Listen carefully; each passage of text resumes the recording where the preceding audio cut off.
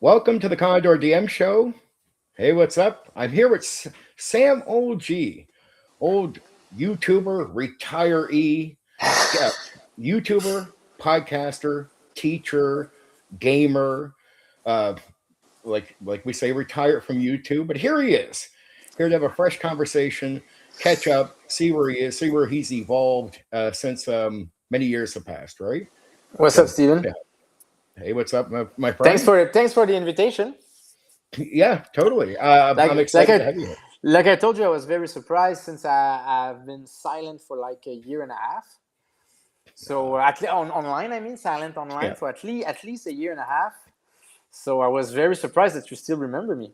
Just You're someone I would never ever forget, Sam OG. You're a very interesting character. Someone who's always had something worthwhile to say and has always kept me entertained over the years. thanks, So man. I appreciate the compliment. Yeah. yeah, and so we'll start off with the basics. I mean, we're going to deep dive on some topics, but let's let the audience get to know you just a little bit. Like, so where are you from? When did you start, and what brought you into the most basic? What brought you into the tabletop role playing game hobby? All right. I'm from Montreal, Quebec, Canada. Hmm. I live in Trois-Rivières. I got into the hobby when I was reading books like uh, Find Your Own Adventure books. I don't know if you know these books. I know exactly what they Do are. you know what Yep. I mean? Yeah, so I Yep. discovered role playing through that medium when I was very young. That's awesome. Then the video games when I Yep. was more like a teenager. I tried D&D, couldn't get my hand on it. Like nobody was playing it.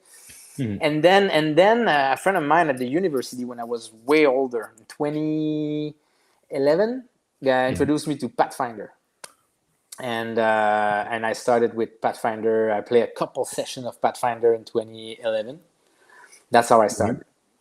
So then we get to the RPG hobo because you pretty much started in the hobby and then jumped straight to YouTube. So Yes, what brought you to YouTube straight from jumping in? Like what brought you here? it's a mix of a lot of different circumstances. I moved from Montreal to Trois-Rivières in 2012, so I was just beginning the hobby. I Hmm. had no RPG books, and I had no friend in this new city.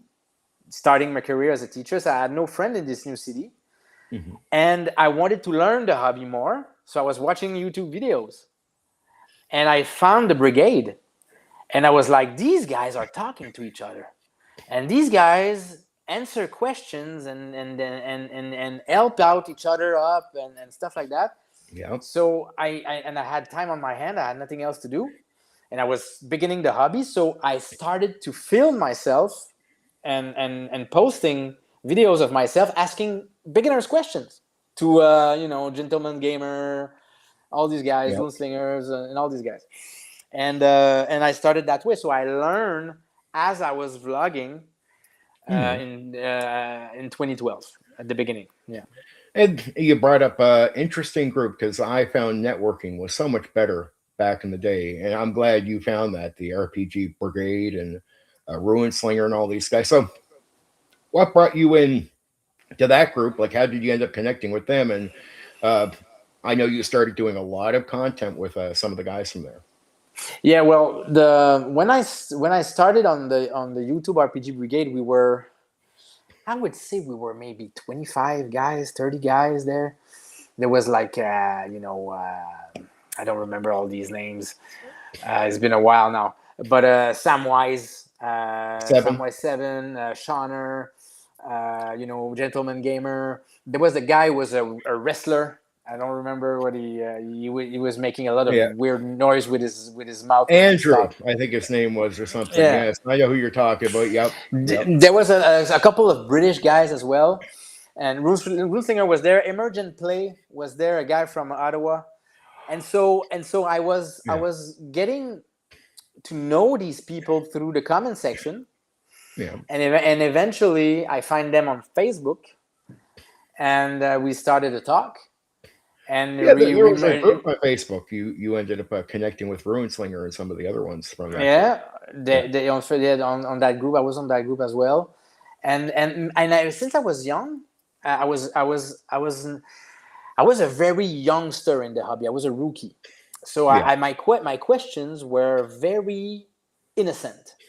Like I was learning as I was doing it, Yeah. and I was interacting with guys with 20, 30 years of experience. Yeah. So these guys were seeing all. They were seeing through me. They were seeing what I was going through, kind of thing, Yeah. and I Yeah. was not. So I was saying things. I was experimenting stuff. I was opinionated. I was throwing balls everywhere, and I got crazy reactions from some of these people because they were like, because I was shaking off the temple, the pillar of the temple, because I was Yeah. like, for some example, there was a concept called the end of God, and I made a video about that. It called the end of God, Yeah. and the end of God for me was when a GM save your ass before you die because he doesn't want to kill you and destroy the game. You know, Mm-hmm. so he find a way to make you survive, Yeah. and that shit pissed me off because some GM Yeah. did it to me. And I went online and I made a video about that. I was like, "You bunch of fuckers! You guys, you fucking the end of God. What the fuck is that? Don't do that. This is." I was saying like, this is what's the word? It's dishonest. It's dishonest. It's not honest. It's immoral. Blah blah blah. But some of these guys in the brigade were doing it for 20 years. They were using that technique and the quantum ogre and all these techniques for 20 years. So I was young and I was another generation. But that And I also was, helped you connect with guys like Ruinslinger who had yeah, very similar opinions to yourself about the style of game. exactly. So we gather around the people who had the same opinion, kind of thing, Yep. and the people who play different ways and stuff. Because when you've been doing Quantum Ogre or you've been doing End of God or you've been doing all kinds of railroad technique or whatever, Yeah. for 20 years, you're not going to change. I mean, for you, that's what role play is about. Yep. 100%. And it's okay. It's I realized that later, but yeah, that's how I started. I have very similar opinions, my friend. When I started in as a player, not to talk about myself too much, but it just even though I started with D&D, I liked freedom, and I was lucky enough to meet a DM who could what you call no prep run games, and even if he had an idea of something to the right, I hated being cheated if I went to the left. So I want it to be real. I want things to be real. So if I go to the left, I don't want to run into the ogre, right? So I totally hear you guys. Even though I did a lot of D&D at a certain point, I still had the same concept as I'd run the game the way I want to play the game. And so I met a lot of, just to say this, so that separates me. But I met a lot of guys that do exactly what you're talking about: railroad modules.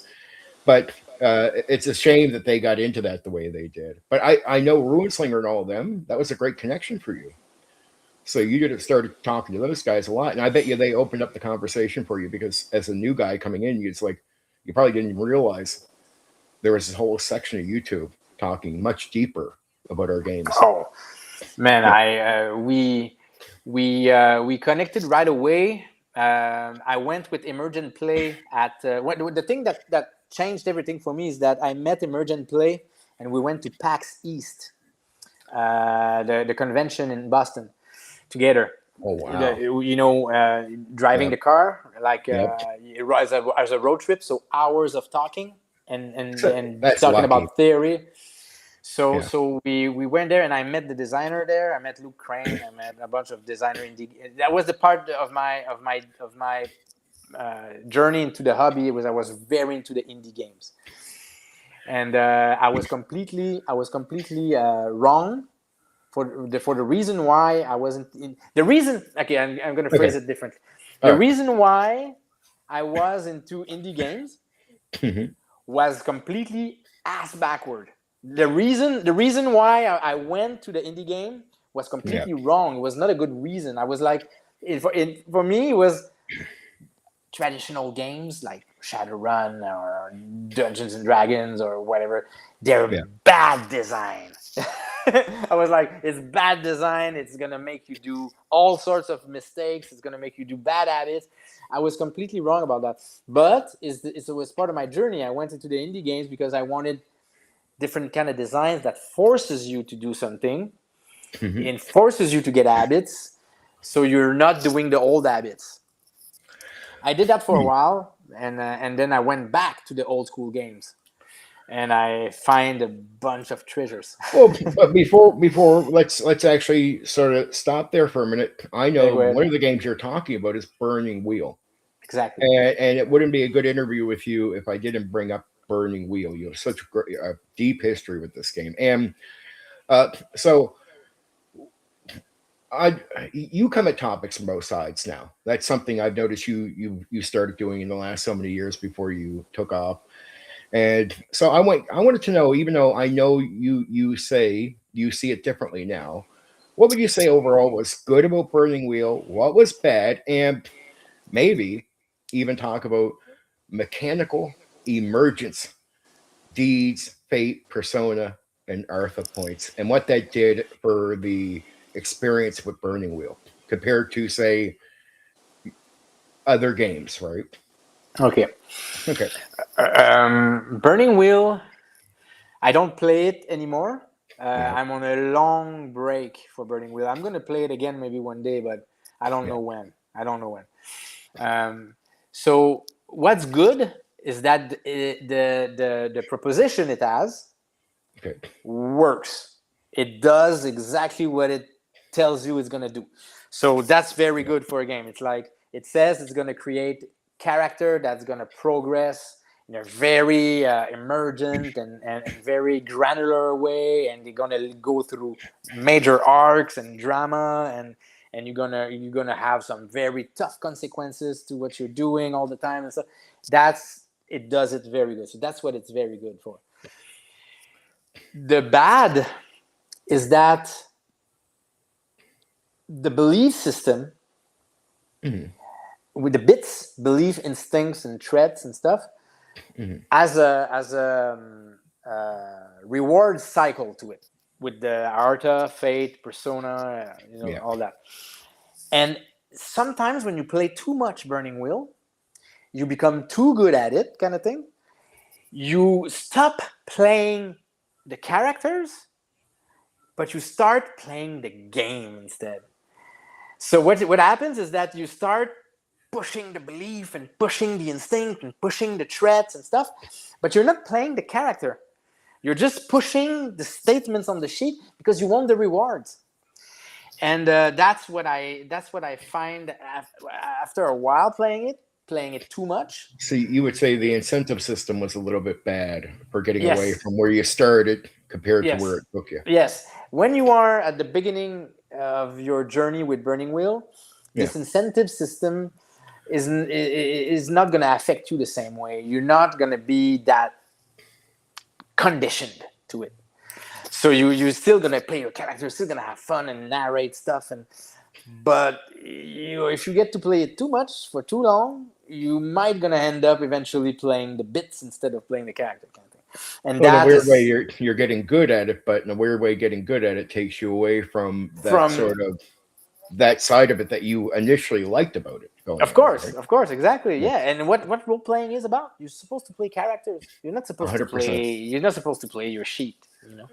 So And yeah, so. yeah, But the thing is that I tried very hard to yeah, uncondition myself to stop doing it, and I can't. yeah. Here's a question. Yeah, I know you retire from playing that a bit. Like I knew you took a time out, and I seen a video that you did where you got burnt out on the burning wheel, right? yeah, But you said you still do GM it. Do you still run it? Is that a side of it that you still don't mind doing even at this yeah, stage? yeah. Running it is great. I love to run it. Yeah, I have no problem running it, but playing Yeah, it is it's no go. difficult. It's Yeah, difficult. Yeah.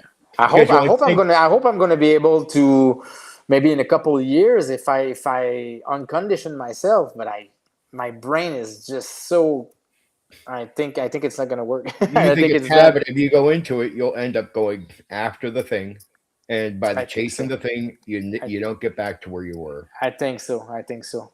It's Yeah, still it's at too least bad. it's still good that you still can game master it and get a thrill Yeah, from that game because there is yeah, value in Burning yeah, Wheel. Let's not joke ourselves. Burning yeah. Wheel is a terrific game Oh, it's amazing. overall, It's and amazing. It's and I fun to do agree. GM. Easy to Yeah, GM. Easy to GM. Really fun. that's where I would say, I'm old school this way, and I know you've heard this host rule.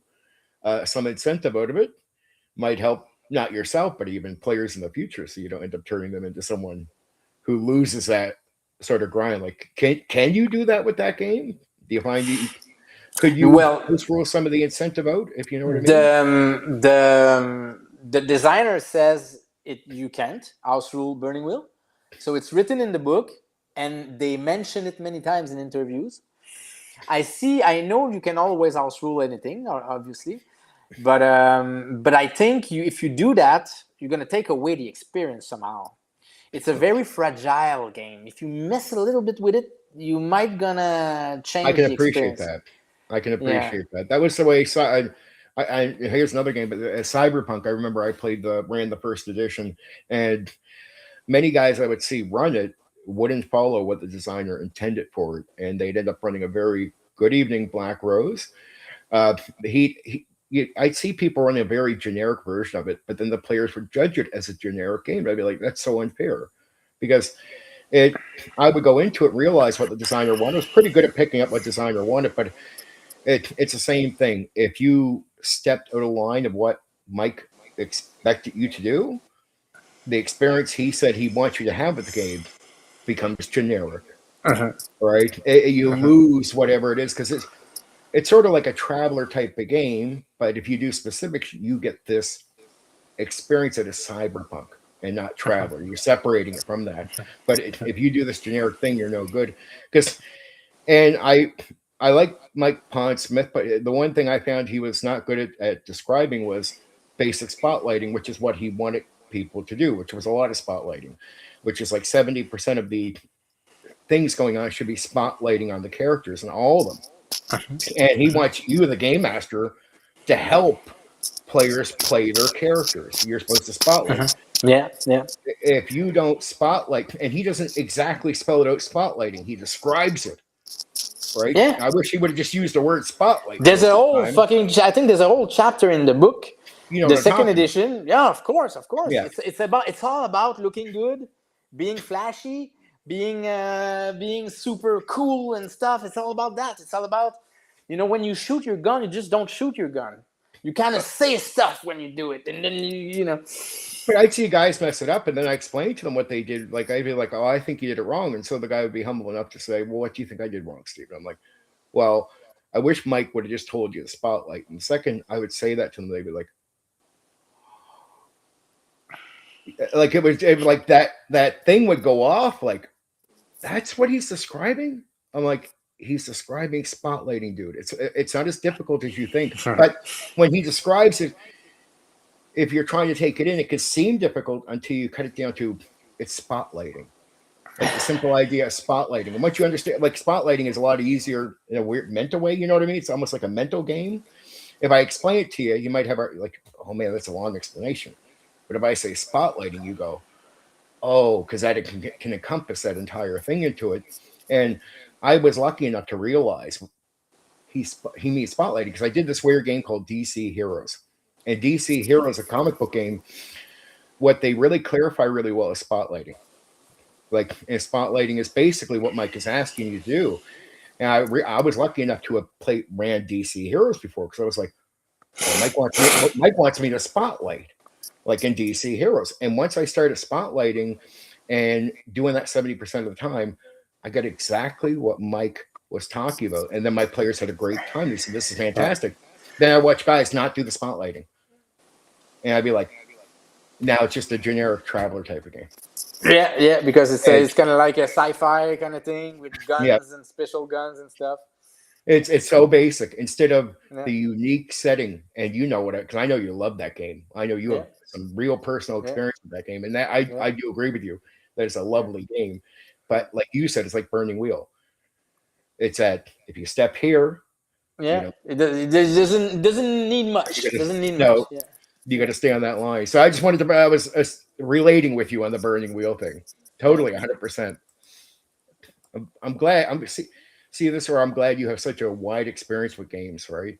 That we can have that type of talk. I Now, do. I actually, yeah, you're right about that because when I get into a game, I get it for a while. I kind of deep dive in it for a while to get the feel of it for a while. I force you have some of the myself to best have at reviews least. on YouTube.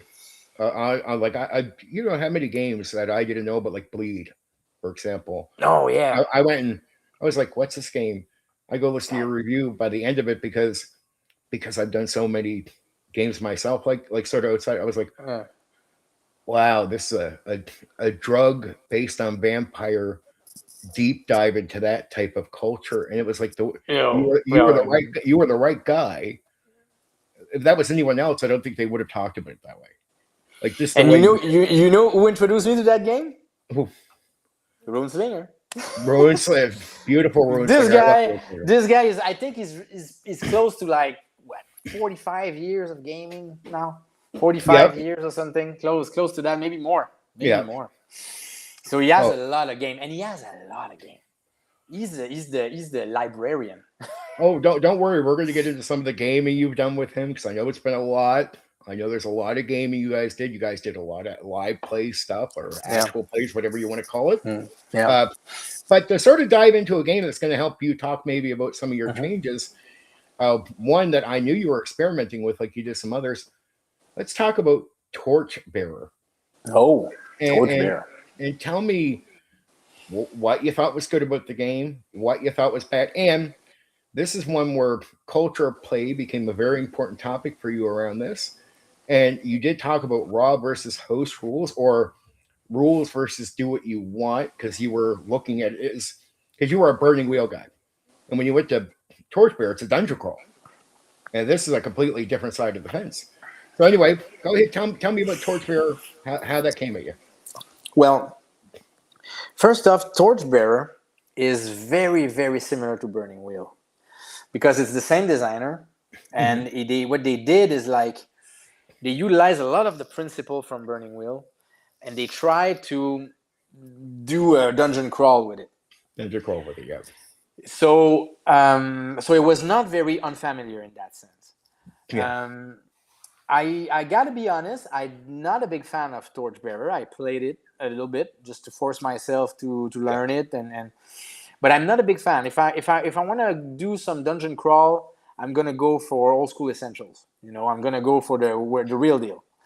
But because Torchbearer is almost like a board game in the sense of every step you take burns a little bit of your torch kind of thing, your light. Yep. So it becomes a turn-based experience where it's very mechanical. It's a very mechanical experience. And so you to make the game fluid and make the game role play and deep into the narration and story and stuff demands a lot of time. It takes a lot of, you need to play that game a lot to reach the point where the wheels, the mechanical, wheels of the game don't interfere with the story. Were you surprised how much they leaned into the dungeon crawl and that type of aspect of gameplay? Because I don't think that's I know Burning Wheel's different, but it's just like you said, the same guys. But here they are leaning into a different aspect. Oh yeah, they do this. It's completely different. They went all in. They went all in at it, and I think it has a fan. It has they have some fan base. They have the second edition now, which is a great, beautiful product and everything. Yeah. They probably solve a couple of the problems from the first edition as well. I didn't get into the second, but for me, the experience I had was way too mechanical, way too meta. And so not a lot of room for role play. So if you like this kind of game, if you like the game that is a little bit more like pieces that you move around and strategy around the moves you do, or you're doing that move, but you're gonna lose a little bit of light. But if you do that move, you're gonna optimize. and lose a little bit less of light, but you're gonna be able to at least reach the treasure chest. You know what I'm saying? It's like Yep. it's all about that. But you So brought something up, old go ahead. school essentials. I And love that game. I love that game. some people, because that's definitely, I would think, old school D&D, Yes. right? Yes. And some people definitely probably play an aspect that's similar to what you're talking about with Torture. They play D&D that way, but you can play D&D many ways, as you would know now.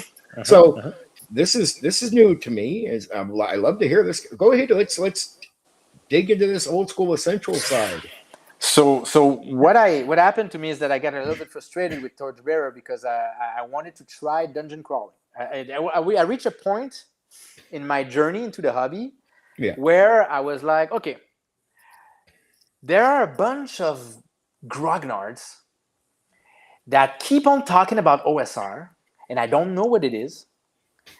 I'm like, I need to know what it is. So I went online, I talked to a few people, and I say, what game should I get to introduce myself to OSR? And everybody was like, Old School Essential. Old School Essential is like the synthesis of the old school Dungeons and Dragons. It's a great product. It's a great work from this guy. And I got into it. I got the whole game.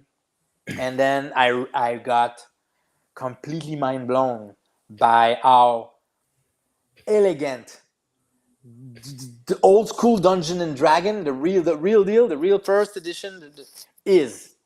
When you really get to know the game for what it is, the survival game that we talked earlier about, where you don't fight, you try everything else than fight.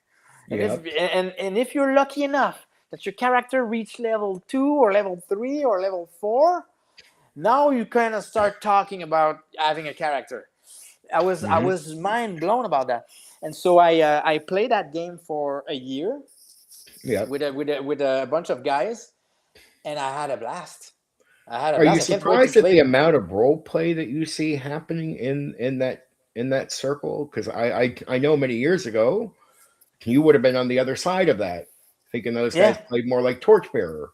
Yeah, like your assumptions would have been that, at least from what I could tell from my assumptions were wrong. My assumptions were completely wrong. I opened up my mind. Yeah. And you help it a little bit, because when we play together Dungeons and Dragons Second Edition, you kind of showed me a little bit of what it could be. You know, what it could be in terms of role play and intense drama situations. So when I got the same approach when I was playing Old School Essential. I was not playing it like a board game. I was utilizing all the rules. I'm a raw guy, but I had never problem of role play. People were talking to each other. People were all not fighting that much because they realized that they're too weak, so they have to do something else. Killed a bunch of characters. They create new ones and they start again. And it's hard to explain. It's a simple concept. It's go get some treasure, get more powerful, more rich, more known, get some power, get some recognition. Yeah. And eventually a story will emerge from all that. Emergent story, not storytelling, but emergent story. Emergent story from you going about. You go about stuff. You go about doing some missions. You're really just playing a game. That's what you're doing. You're not telling a story. Pendragon is storytelling, right? I would say that's a storytelling game because they initially want you from the get-go to purposely. Castle Falkenstein is a storytelling game where you're trying to tell from a novel. Even the DC Heroes game I was talking about, because it's Call of Cthulhu. Call it, but I would say D&D is a story emergent. But I'm glad that you discovered the story. The story actually exists only if the character survives, and they don't. It's really rare. It's very hard to survive. It's very hard. It can be. The idea is that's through experience. You know, as they say, player experience versus character experience in old school D&D is very important. Oh yeah, the player I play with had no experience. Yeah. Yeah, but that's sort of good. Like it's a good way. But you, I imagine I've tried to tell guys like this for years that would down on D&D. I'd be like, there's a lot more role play happening there than you think there is. Uh, It depends on that, the edition. It depends on the it edition. depends on the people too. Yeah, and the people too. Yeah. Like it really does because D&D can be played in many different ways. Yeah. So of course, if I introduce you to this group over here, and that's all you know D&D to be is what you see them doing, you might see them miniatures, board. They skip all the role play, go straight to the dungeon, Yeah. move the thing around, and you're like thinking that's D&D. I'm like, that can be D&D. Doesn't have to though. But that's the freedom of Dungeons and Dragons. It's sort of it's so sort of generic in a certain way that it lets you approach it whatever way you want. So that's where I used to tell some of the guys I found like you're pigeonholing D&D into something it's not. But I get why. There's a lot of guys out there that do just go to the dungeon with the miniature on the board. But I sort of knew there was always more potential to D&D than people. A lot of people gave it credit for. But There's a few advocate online. A few in the OSR community, there's a few advocates who say exactly the same thing than you. Do you find you have some freedom as a player? Like, because I know how you like to play. Or I was GMing. Do you let players sort of take freedom in there and just be able to grab the mug off the table, or like do you sort of bring that aspect to it? I always GM that way. That's a lovely part. I'm a low prep GM. I improv a lot, and That's good. I let a lot of agency to the player, a lot of creativity to the player, because we have good social contract. And I don't play with childish people who's gonna, like we talked earlier, create stupid stuff to destroy the game. Yeah, no, totally hear you. So but I'm glad that's sort of the great freedom about D&D is whatever you find another game that you like, you can bring it to D&D, and D&D is sort of generic flat that you can bring it in, and D&D doesn't say you can't do that thing with it. Like I sort of like that's one of my aspects. I'm glad you discovered that. Like that's something because I remember a lot of guys in the circle of conversations back in the day used to think D&D was just this rotten game or something like Torchbearer all the time. But like I said though, I think there's a matter of edition we need to talk about. I do believe that after second edition, like the third, the 3.5, the 4, it was hard to do whatever you want with it. Agreed. But they come back to it with the 5th. But I'd rather play the old editions. Because it's so free. It's so like you said, generic, right? It lets you do what you want to do. Yeah. And you're a guy that needs that. Like I totally get that. You have a lot of unique takes on the hobby, and guys like you need a bit of a canvas to do what you're going to do. I think that's sort of what you found with the old essentials, which is good. I'm glad that that's something you discover with it. But don't get it wrong. There's a lot of guys in the hobby that you'd be very disappointed to talk to if you heard them tell you what they think about old school D&D or how they play. You'd be like, they'd be the guys that you'd be like, that's the D&D I'm avoiding. Right? I'm sure. There's so many ways to play that hobby, right? There's so many ways. Yep. So let's all right. So that's a bit of your recent stuff is old school essentials, and you've changed your take on it. But let's go back in time a bit. I know there's a game you spent a lot of time with, and we were just talking about railroading and no prep. I know that when you were talking about Shadowrun, which you could tell me what you liked and what you don't like about that game, but also we can let that lead into sort of what your take is on railroading and prep. Because I know at one point, or no prep, because at one point you made a statement I heard in the video, which was railroading has more flavor, and maybe there was some criticism out there saying no prep, you can't be as deep with it. Do you still hold to that, or have you changed your take on that? But first, Shadowrun. What did you like and not like about Shadowrun? Okay, Shadowrun. I was the first game I bought. I bought the Shadowrun 4th edition, 20th anniversary edition. That's what I bought. I bought the whole set, and it's the first game I GM. Yep. And so I did a lot of video about Shadowrun. No, because I was very, very into it. I discovered a guy I played in person in the city. I discovered a guy in the city who was a fan of Shadowrun, so he taught me a lot of stuff about Shadowrun. He was a player, yeah, and I kind of, it was very rule heavy and everything, so it was very demanding on me. I had to study before playing. I had to study the rules. I had to, and the player I played with, they played the game very well, so they optimized everything. So what happened is that everything I threw at them, was being obliterated.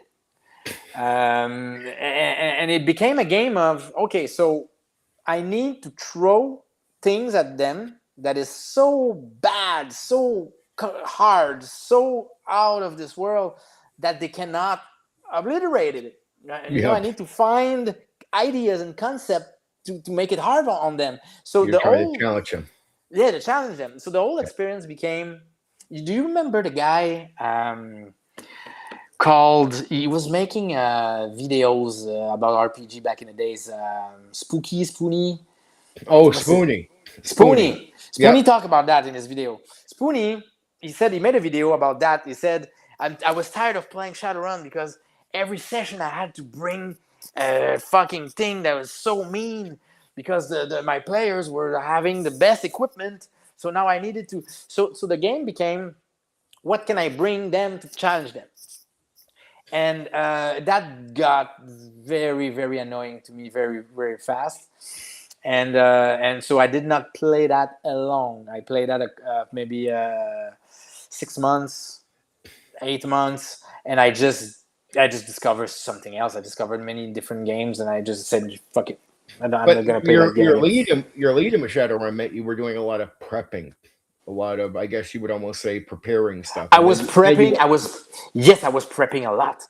It was the beginning of my journey in the hobby. I didn't know no prep yet. I was prepping things. I was prepping encounters. Is that sort of part of what made you run away from some of the prepping you were doing, like to no prepping? I think it's part of it. I think I got burnt out of all that stuff. I preferred to prep less, and I discovered the skill. I got better at it. I got better as becoming a low prep guy. I got better. Another thing that I realized is that one of the main thing that got me to no prep, is that when I was prepping, I was forcing the players into my prep. Railroad. You know what I'm saying? And I was like, and when I was GMing, I was watching myself doing that, and I hated myself to do that. So I couldn't. I find it dishonest. I was finding it dishonest, and I was not feeling well about myself. So after it took a couple months, and then I just, fuck it, I'm gonna find a way. And it's with Traveler that I find a way. My campaign with Traveler, I find a way to prep, but no prep. So it's hard to explain. It's like that's what you do is that you have a starting situation. You prep a starting scene. So it takes 5 minutes to prep. It's like, where are they gonna start? How it's gonna happen? What I'm gonna start with? What's the pitch? And then from that, you build up what the players do. Exactly, build up from what the players do. And I don't have an end. That's sandboxing. That's what I call. That's what I like to do. Is what you're talking about there. Traveler's that game where you can go, okay, there's a gang down here. I don't know why they're there, but I'm going to put them there. I'll say this guy's over here. He could hire you for jobs, maybe one job, right? And then you might have them have 2 connections. They have 2 friends. They could probably contact them or might contact them, right? Like, boom. But that be it. And it might be something simple like they owe some money, which is pressure. Yeah. And that pressure, because Traveler is a game where the designer thinks it's going to be boring if you don't have a reason to get up and move. And instead of counting on you to get up and move, he says, well, if you don't move, you're going to lose your ship. You got to get your money. You got to get your job. And if you don't get your job in time, you're in trouble. So it's pressure. It's something that D&D guys should have learned for sandboxing, because so many of the guys out there will complain in a D&D game, say, why don't my players get up from the inn and do anything? I put all these hooks in. I'm like, it's not the hooks you need. It's Pressure.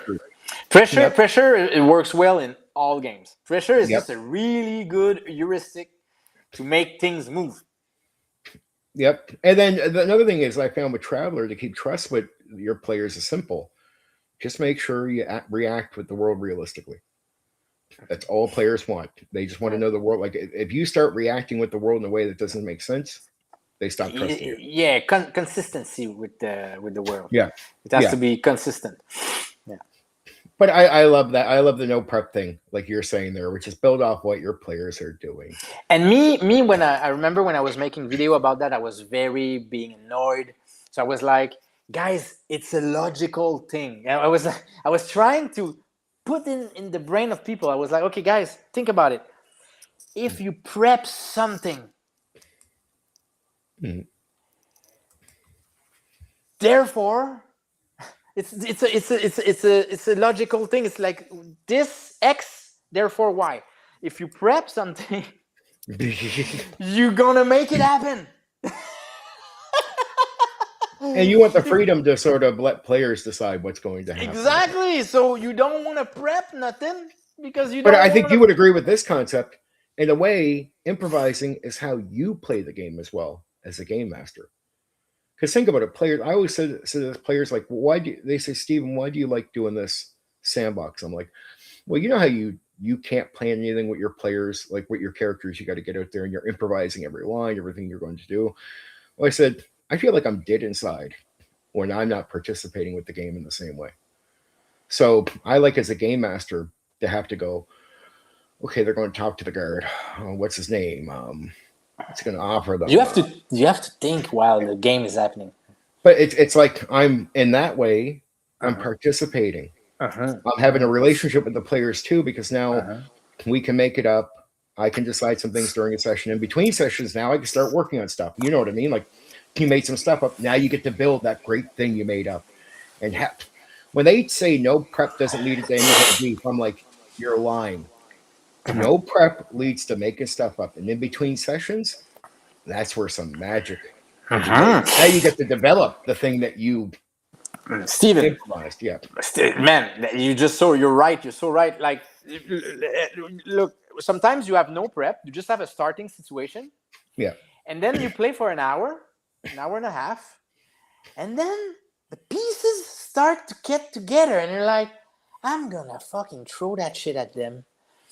Give me 15 minutes. In 15 minutes, shit goes down. Because now I see it.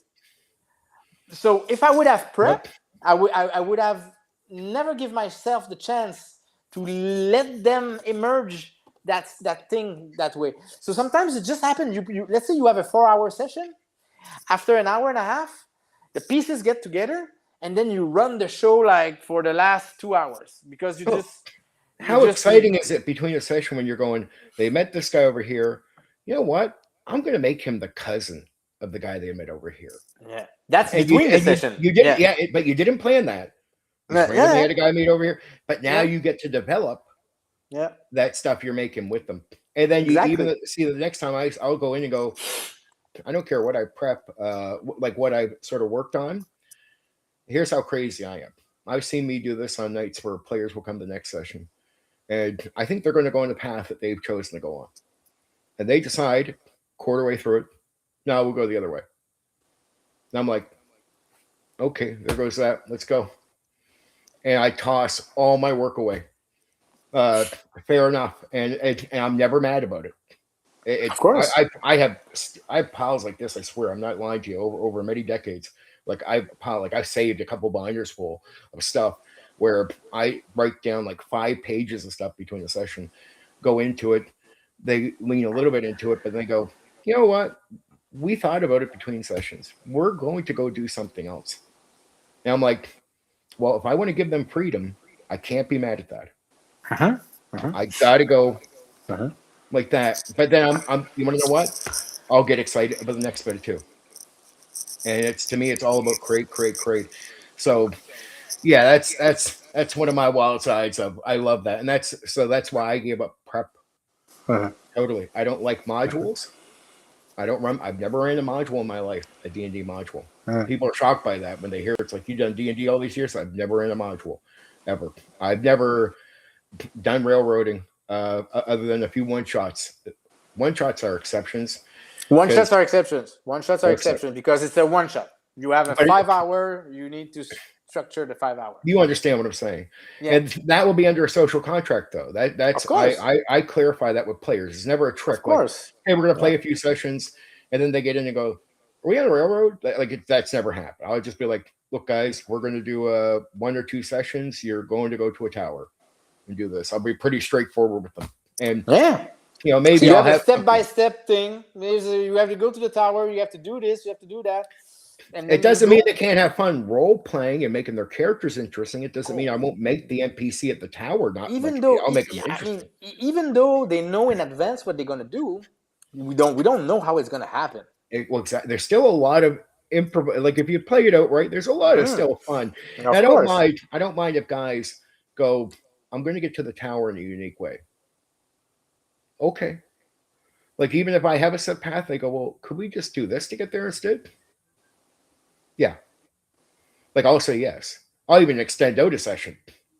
Like make it a 3rd session if I have to, because I'm just crazy like that. But yeah, that's the exception for railroading. Outside of that, I'm with you. I'm with you 100%. I don't like prep. So when I heard you back in the day getting criticized for your no prep thing, I was so on your side. When guys were saying we get a deeper game with prep, I was like, no, you don't. There are some arguments about that because Runeslinger, said that to me one day. He said, there is a middle ground between no prep and prep. And because he said, there's a distinction between making shit up and actually creating an experience. So his point I agree was, with him. his point was, you can prep NPCs, characters. You can prep locations. You can prep agendas. Intent. Yep. Intent, agendas. Yep. And that is a fully fleshed, no prep setting. Because he would call it low prep. So what it is that instead of no prep, nothing at all, you make shit up. Now you have stuff. Now that stuff is passive. It's not active, it's passive. But the players, when they play, they are guaranteed an experience that is richer because the GM knows the name of the people, the name of the locations, the name of the stuff. Instead of no prep. When you have no prep, you make shit up. You create shit up all the time. I do what I call sort of like low prep this way. Yeah. I'll do like the hooks. Like I won't write the adventure, but I might have a guy who might hire you over here. And I'll have a few names of some merchants and some guys. I get what you're saying. Do you know what I mean? Do I name everybody in the town? No. No. What I also do is go, if the players decide to skip all of that and force me into what you call the no prep zone, like they go, I'm going to skip every merchant that you wrote down a name for and had an intent with. I'm going to skip what's going on with the town. Now they have people coming. I'm going to skip that. I still I get what you're saying, and I think that's pretty much what I do. Is what Runeslinger's talking about. It's I don't over prep a town, but I do what you call some prep. So I when I say no prep, in a way, I'm sort of meaning like, look, I don't prep the adventure. I don't prep anything to force. But you have a structure. But you have a structure. Like a town, like something. Because the thing is that when you are a player and you have the feeling that the GM is just making shit up all the time, it doesn't make the world feel real. It doesn't make the setting feel real. Because the GM is like, his name is Richard. You go you go in that neighborhood, it's called Hackett Pickpocket neighborhood. I've been able to bypass a bit of this over time. Do you know what I mean? Like it feels cheap. So Runeslinger had a very good point. He had a very good point, and I tend to land a little bit more in between no prep and low prep. I create a few things. I try I to always say be. players should never know. It's like put it this way: if they're going to go over to a place, I'm pretty fast decision maker, right? So if they're going to go to a place where I have nothing prepped, I'll come up with a name of a guy already, right? By the time they get to that guy, I will have edited that encounter 4 times in my head, and That's a I have, good skill. That's a I've good had skill. players come back to me, and actually I did that with you. On every, you went to a few people I had pre-set up, but that's, you were in the low prep thing that I was doing, where some of your encounters were guys where you're going over there. I know you are. So I said, okay, this name. And then by the end of it, there's no way if you know that if I have it written down or not. It doesn't mean that sometimes you might on the spot push me on something I might have to improvise in. But even then, that's sort of acceptable improvisation because you're asking something no DM could have prep. So that's fair. You're not going to be qualm with that. But I've had many players go, did you prep that, Steven? And I'd be like, I can't tell you. Because they're like, I don't know the difference. Like, I don't know if you have it prepped or not. Because by the time they encounter it, I'm just quick at making decisions. So I make them really fast. And then I by the time you get to it, my intent, my goal, and I've been very successful at this over the years, is players don't know. They just don't know. Like, it's basically they run to a guy where it's like, that guy must have been the guy you had planned. And I'm like, you know what I mean? It's like, I'm not going to tell you, right? Because that is part of the mystery. And it's not to trick you. It's not to be cheap, right? But it is to say, in a way, it's not completely prepped or improvised. Because in a way, I do count it as some prepping. Because 10 minutes before, 5 minutes before, I've come up with the name of the guy. I've now decided a little bit more about him. I have adjusted something about that. By the time you get to it, in a way, it is pre-prepped, but it was pre-prepped during the actual session you're in. Oh yeah, So, that's the you know what I mean? skill. Like, it's That's like that's a very good skill to have. It's kind of like your brain goes in it separates itself. You're prepping a little bit of stuff while you are talking to the players and running the game. You are able to kind of like figure out, okay, that's what his name's going to be, that's his agenda is going to be, that's how the scene's going to look like, and at the same time, it's kind of like separating your just saying, it's cognition not into. that I'm opposed to the criticism. It's just that I had the same concern as what you guys would be talking about there. Like, I was also concerned that I don't want players to feel that my improvisation is all improvised in. So what I do is go, well, how do I make sure I can make it that they don't know? And that's like that idea of like, Stephen, make decisions fast. And then plan something. So by the time they get there, it's not just me saying, here's a random name, Richard. Now, look, on some occasions, what you said, if it's not all, players don't care. If they don't want to know it's all improvised, they just say you walk up to the guard all of a sudden on me. And I go, well, his name is Richard. That's acceptable as long as you don't feel like 80% of the rest of the game is all just that. Right? Because that's what you're saying. Because if it's all that, if it feels that way all the time, you lose something. So I had the same concern that you and Ruinslinger would have, but I found that I never had an issue with it.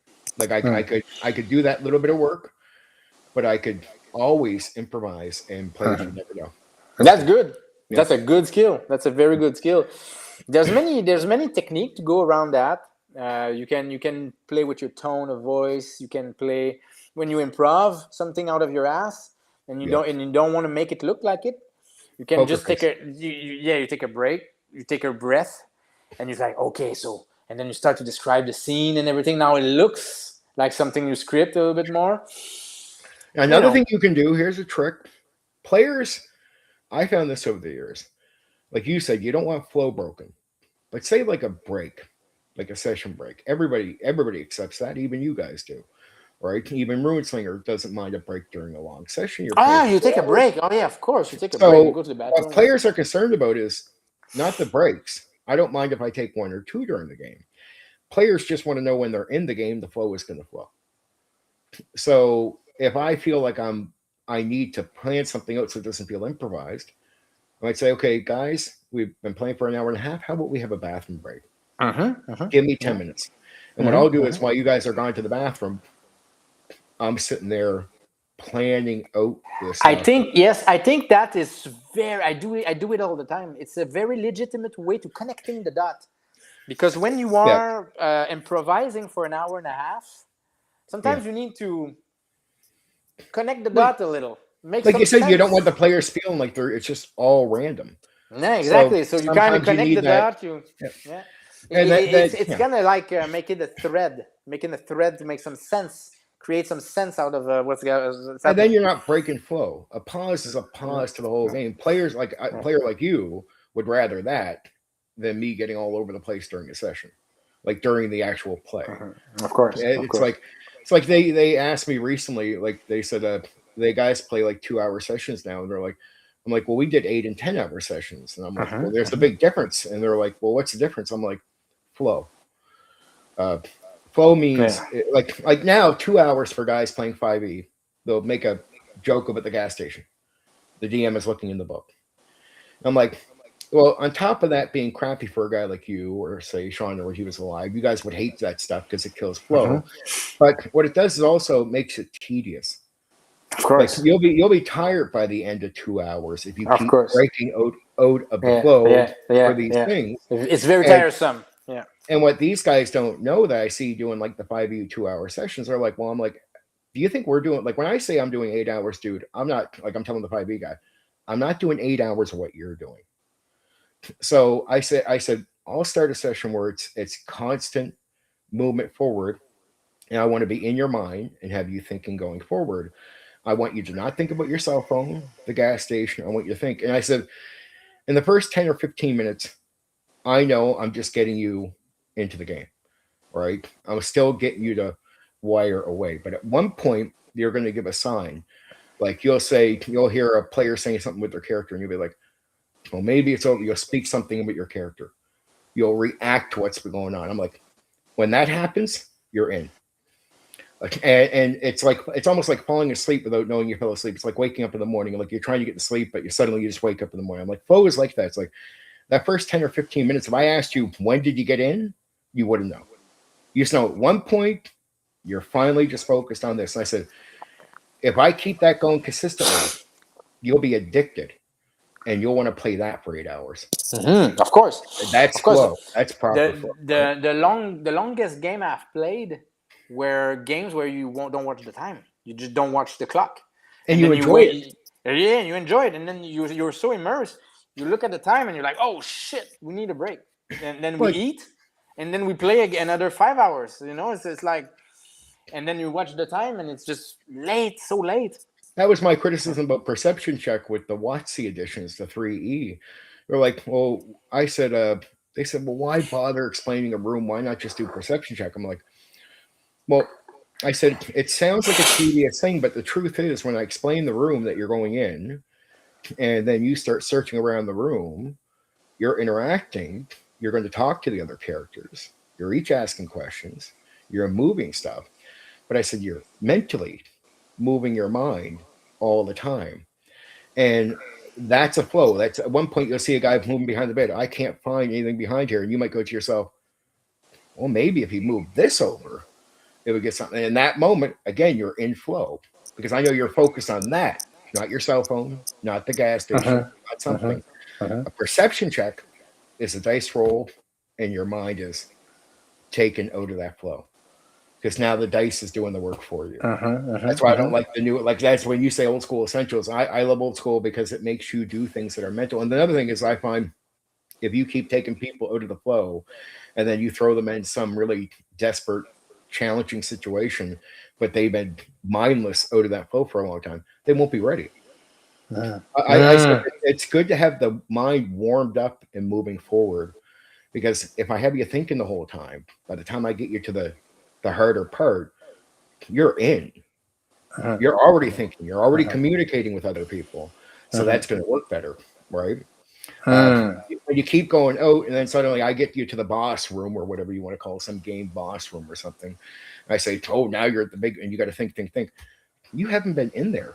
Your mind has been out here the whole time. And that's why I say small things. I don't like dice rolling overusing your imagination or being inside your mind playing it, right? Always. Yeah. Always. The fewer the rolls, the better. That's a good principle for me. Yep. 100%.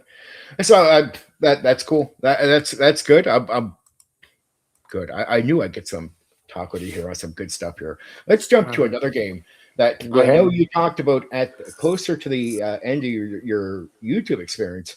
Before you get to the old school essentials, you started playing a game called Genesis. Oh.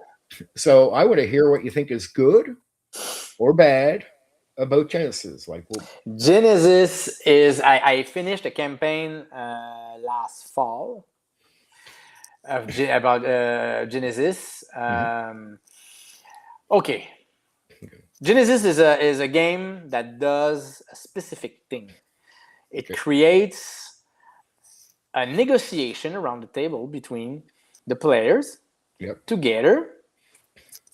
They negotiate together, Yep. and a little bit of negotiation with the GM, but not so much. It's pretty much the player, they negotiate together, and then you roll the dice, and then you talk about the roll. So it's a very meta game. You're always in the meta. You use story points. You need to strategize on when and how you use them. It's a heavy focus on narrative. It's focus on creating the narrative through the dice rolls. Mm-hmm. So before rolling, Yeah. the player talk about what they expect, and then they roll it, Mm-hmm. and then they talk about what happens. So it's not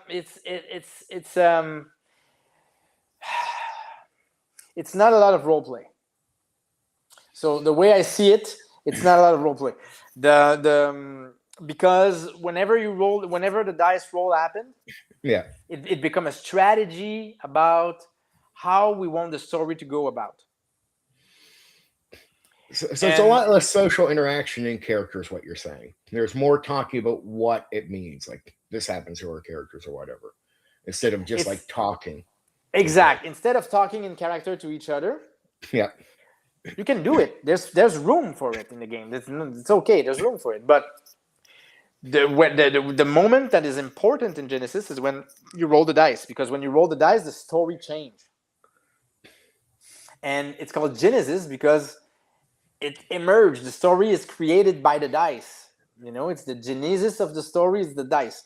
So the player, they kind of like strategize. Like, I'm going to use that dice. I'm going to use that dice. I'm going to use that dice. I'm going to take a story point. And they talk about it and they negotiate. And then they roll. And so it's like, it's a lot of time talking about the story out of character as a player. Yeah.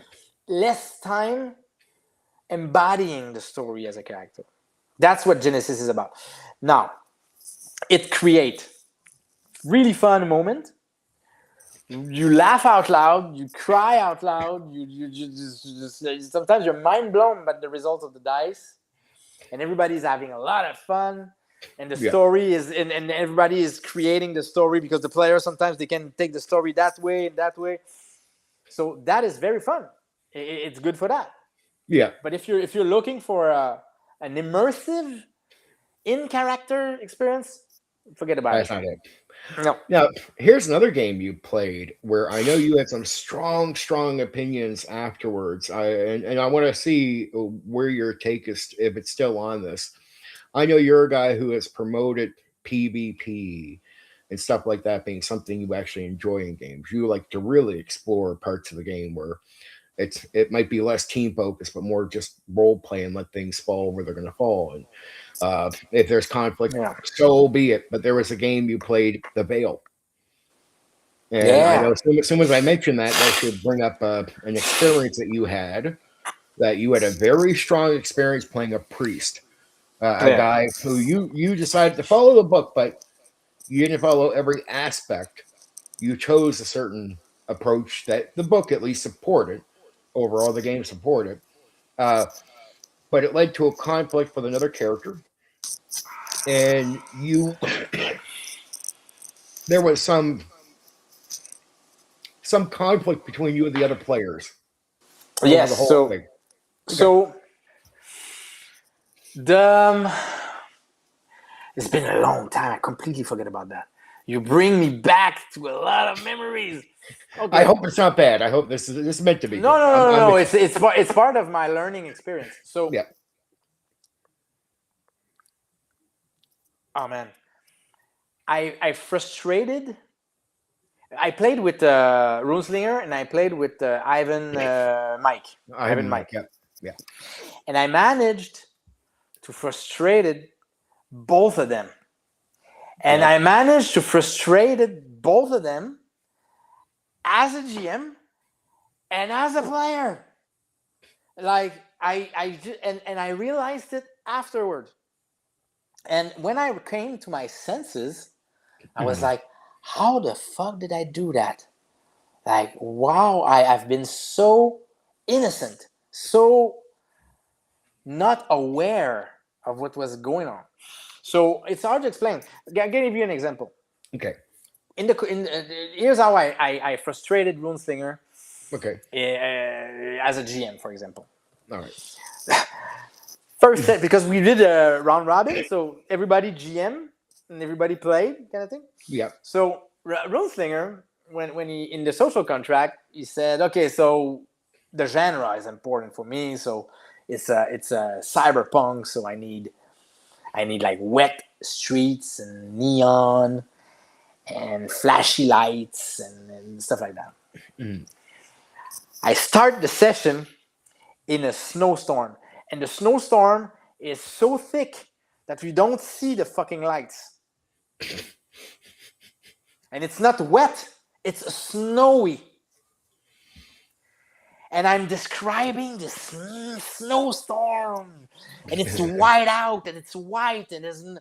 So the game starts, and the expectation is out of the window. It's kind of like he said that to me. He said, I want rain, and I want neon, and I want light, flashy lights. Yep. And it's kind of like I negated to him that for 3 sessions. Because I GM 3 sessions, and I maintained the fucking storm for 3 sessions. So this was like, yeah. Just like, it's kind of like he said that to me, like, it went that way, that kind of thing. Then, in the game, there are some very important items that you have that you cannot take away from the player or something. It's kind of like part of the PBT kind of game. He had a gun. So what I did, first roll, first failure, first problem he has encountered, I said, you lost your gun. And he's like, but you cannot take away my gun. It's kind of like part of my shit, and it's like I was just not listening. I was not listening. And so that's an example. Yeah. Another example is that my character was a drug addict that went to the priesthood, and he was very rigid. So what I did is like, it's the whole idea of what my character would do. You know what my character would do?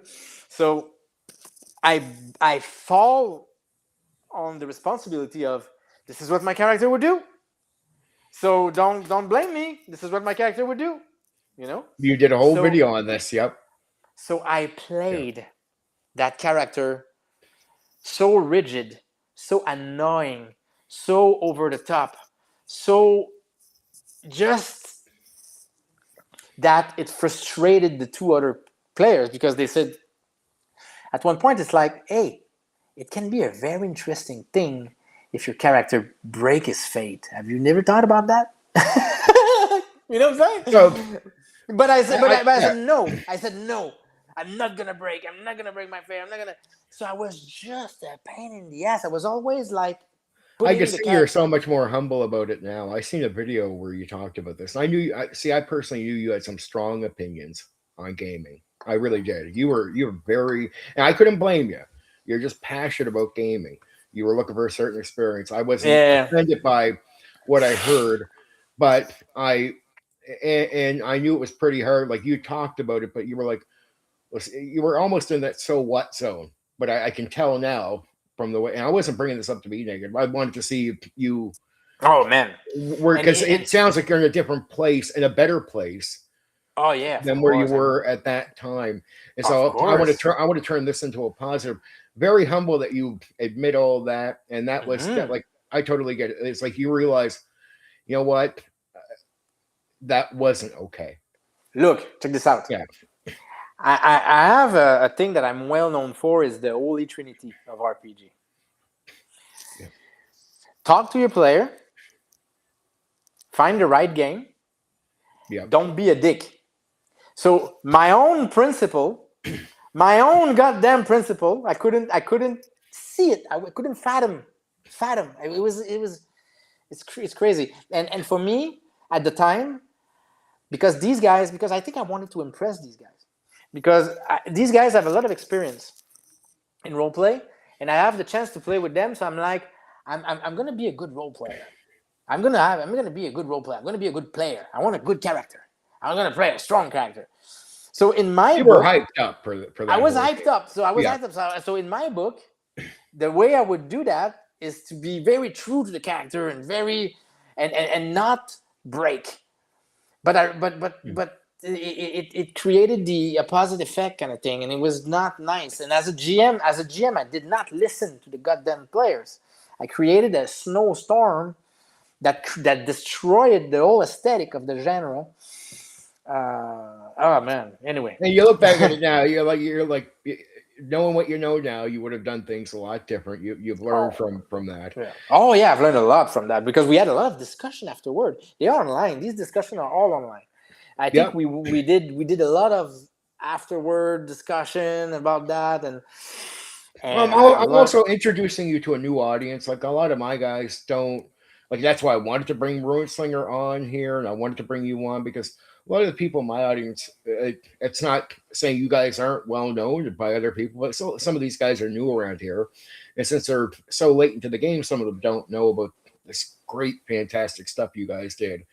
And I'm like, I Yeah. want to introduce you guys and these Yeah. topics back to some of these guys because you're I'm going to make sure the link is in the description afterwards for your channel. I want people to go check out your stuff. I want them to know about all this stuff, and I'm glad to hear that you uh, really got somewhere else on it. But you did a lot of live gaming, and that's something I want you to add in there. Of course, I want you to go ahead and tell me more about that if you want to, but also what would you say? What is between? And I know it's just great with Ruin Slinger and that, so I know you wouldn't downplay how fun it was for you guys to game together. But what about online gaming and in-person gaming? Uh, I, since we're on the topic, what do you prefer? What do you find that experience to be like? It's very different. Mhm. The way I'm gonna I think I'm gonna bring some light. Yep, Give me yep, yeah. Give me a second. yep. Oracle, I will get. I'll ask him that in a moment, Mister Oracle. So it's very different. Yeah, So it's not one is better than the other for me. Here's how it is. When you play online, you Mhm. get to choose who you play with in a way more precise way because you have all the planet, all the world you can Yeah, choose, pick the player from and the GM from and all that. yeah. In person, you kind of have to deal with what you got. Your friends.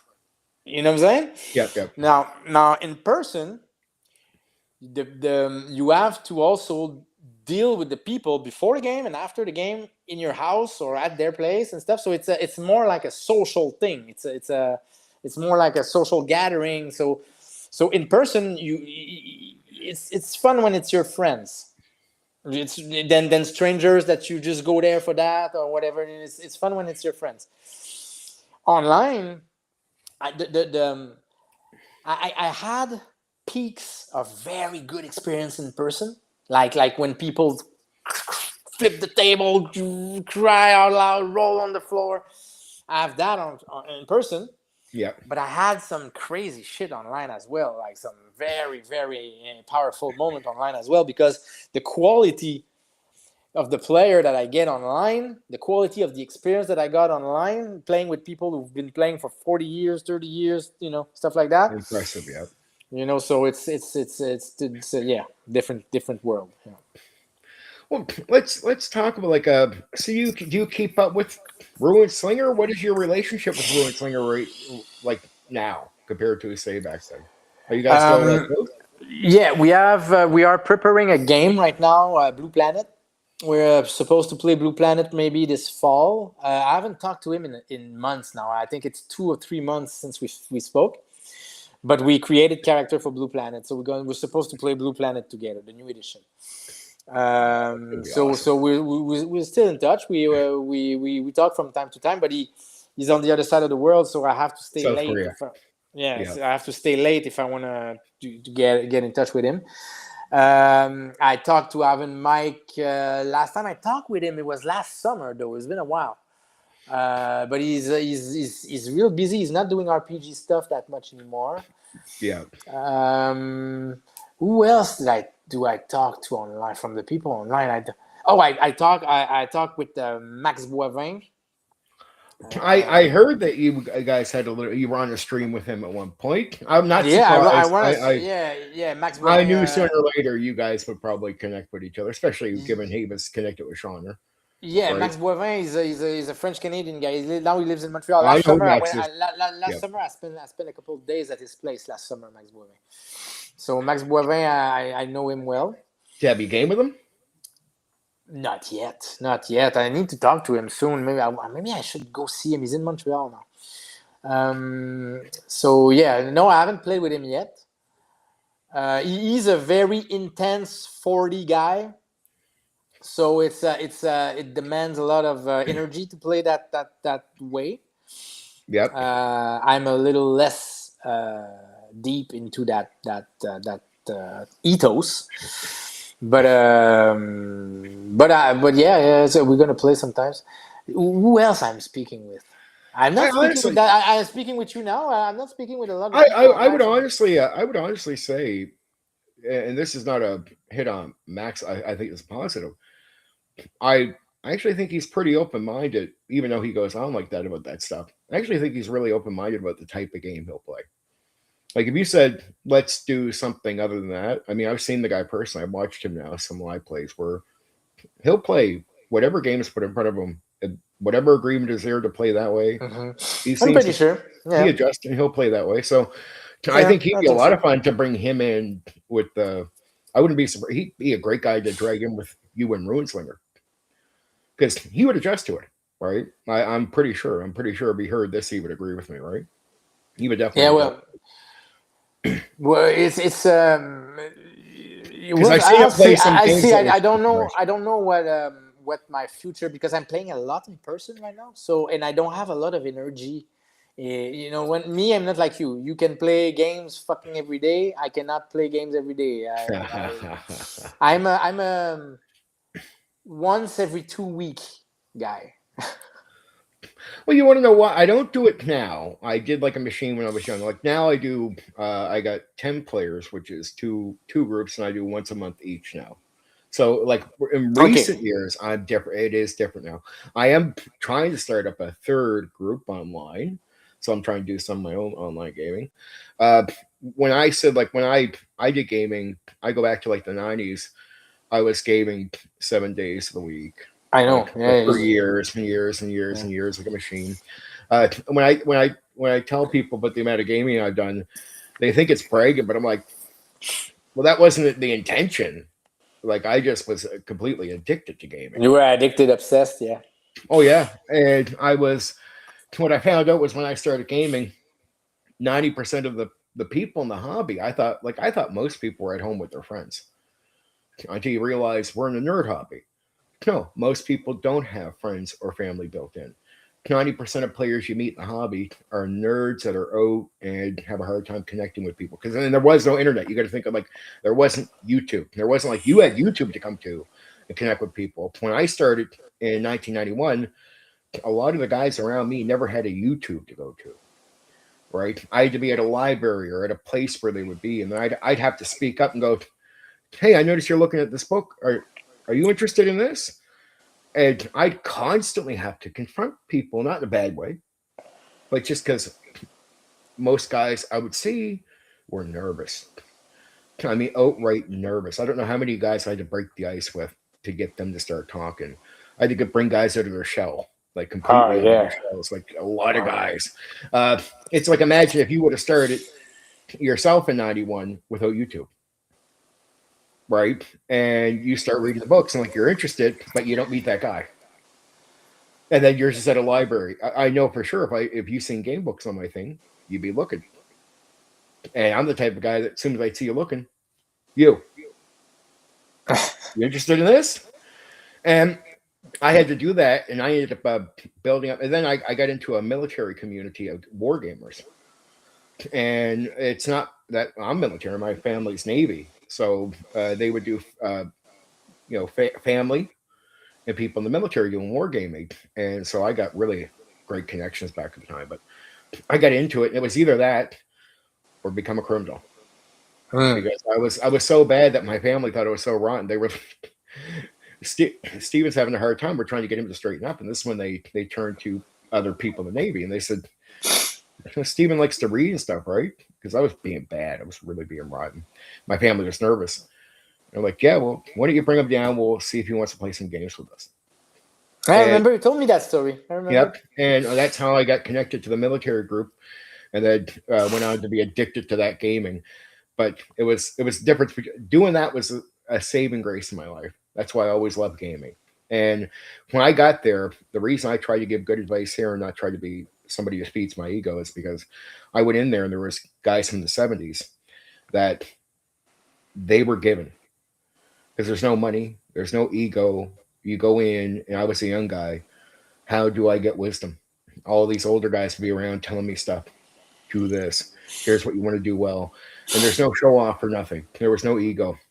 And I always said to myself, that's one thing I always want to bring here. So I do get disappointed when there's some people on the internet world that will be like, well, he's just doing that because he thinks he's a big shot. I'm like, no, dude, I'm actually trying to be an elder to younger guys in the hobby. So when I come here and give advice, I want them to go back to the table and go, oh, that works, and not to kiss my ass. If they forget who told them, I don't care, as long as they're happy today, right? So that's a passion thing. That's a principle thing with me. But yeah, I did lots of, like, you did travel. I think one of the things we talked about, you did like 18 sessions. I say 250, but that's because I'm crazy. No, but look, Yeah. you started in '91. Yep. I started in 2011. You know? Yeah. Well, I started in 1987 as a player, and I played until 1991. And my game master wouldn't let me GM until 91. He said, Steven, I said, well, why can't I start game master? This was like in 89. I want to start game master. And he's like, nope, you got to play a character of every single alignment and understand the game before you touch it. Because these were the guys, like when in 87, when I asked to join the game, they jokingly chucked a book at me, almost at my head, right? Not really at my head, but, I give the sort of story. Like I said, could I join? They're like, read this and then come back in a week. Okay, took the book, read it 3 times. Right, and that was the player's handbook for second edition when it first came out. I came back, they let me play because I read it, and they were like, it didn't matter how young I was, they didn't care. It's like, oh, you're a kid. And then by 89, I'm 9 years old, but I'm running circles around the adults at the table as far as being a player. So they start, by that age, they're taking me a slightly bit more serious. And then by 91, my first group were all guys in their 40s and 50s from the 70s. And they all trusted me to game master right away. Like, all right, Steven's going to game master. That's going to be excellent. And because I was so mature in my attitude about running games. And that's sort of where I took it in. It's like I'd hear a lot of deep conversations you guys would have, Ruinslinger, yourself, and all of this. Can I be like, I sometimes my language isn't as deep, but I would notice, I'd be like, okay, they talk about it, but then when I watch you guys play, I'd be like, well, that's how we play. Like, no matter how deep the conversation was, I realized even if I'm more I simplified a bit more, were more alike, right? When I started seeing you guys gaming, I was like, well, they have a lot of deep talks, but I realized you guys are just gamers. And outside of certain things, I was realizing right away. I remember. Yeah, that's Yep. you remind me something now. I remember that sometimes you were getting annoyed by the level of theoretical or analysis or deep dive analysis of the conversation, and you were like, this is pointless, you don't have to, it's simpler than that, and you were like getting annoyed by that. I remember that now that you mention it. And You were like, it wasn't that I downplay your guys' conversation. I think they were great. But sometimes I would hear it and I'd be like, because I'd see you, like I see certain misunderstandings of, let's say, D&D or something like that. And I realize, the way you guys were deep diving wasn't completely wrong, but I felt like you guys were missing a few points in what you're doing, because it's like the way I sort of learned growing up was this: when you're young, um, when you understand something enough that you can explain it to a child, that means you start really having wisdom on that thing. And at least that's the way I was sort of taught. Like, you should be able to explain this easily, right? mm, And I was like, I would hear you guys talk, and I think about how I would talk about it. I'm like, am I off here? Because I was trying to be humble about this with myself. Maybe they have an understanding of something I don't. And then I watch you guys game, and I'm like, no, that's what I do. So I start realizing, I felt like sometimes there would be a miscommunication, or I'd hear like the D&D thing, and like me and Sean would end up in debates over this. He'd be like, D&D is not this, and I'm like, no, D&D is that. And rest in peace, Sean. I love Sean, right? But because he would deep dive so much on stuff, I think it went over his head, or it just, he missed it. Yeah, but now you play D&D old school, and you're someone I'm back in the day. I remember used to think it's just a board game. I remember used to dismiss, a lot of guys in your circle would dismiss D&D. I know Ruinslinger was not a big fan. Like, for example, I gave you the explanation about detailing the room out, right? He thought detailing the room out. I heard one video where, and I love Ruinslinger, but I heard one video where he thought describing the room was a waste of time. And I was like, well, I sort of, like, if you're not playing D&D, I could sort of get how that comes across, right? But when you're doing D&D, it's being inside the mind and the imagination and interacting with the room is keeping a sort of flow going in the game. But you'd have to be doing D&D to understand that's what's happening, right? If not, you might think that's a waste of time. And he thought that was a waste of time. And he had a very deep thought on this. And I was always to myself, I used to say, I wish I could. but it's interesting. I'm sorry to cut you. Oh, no. Go ahead. Yep. I think it's interesting that what you say. I don't remember that quote of him. That I don't remember that quote of him of describing the room is a waste of time.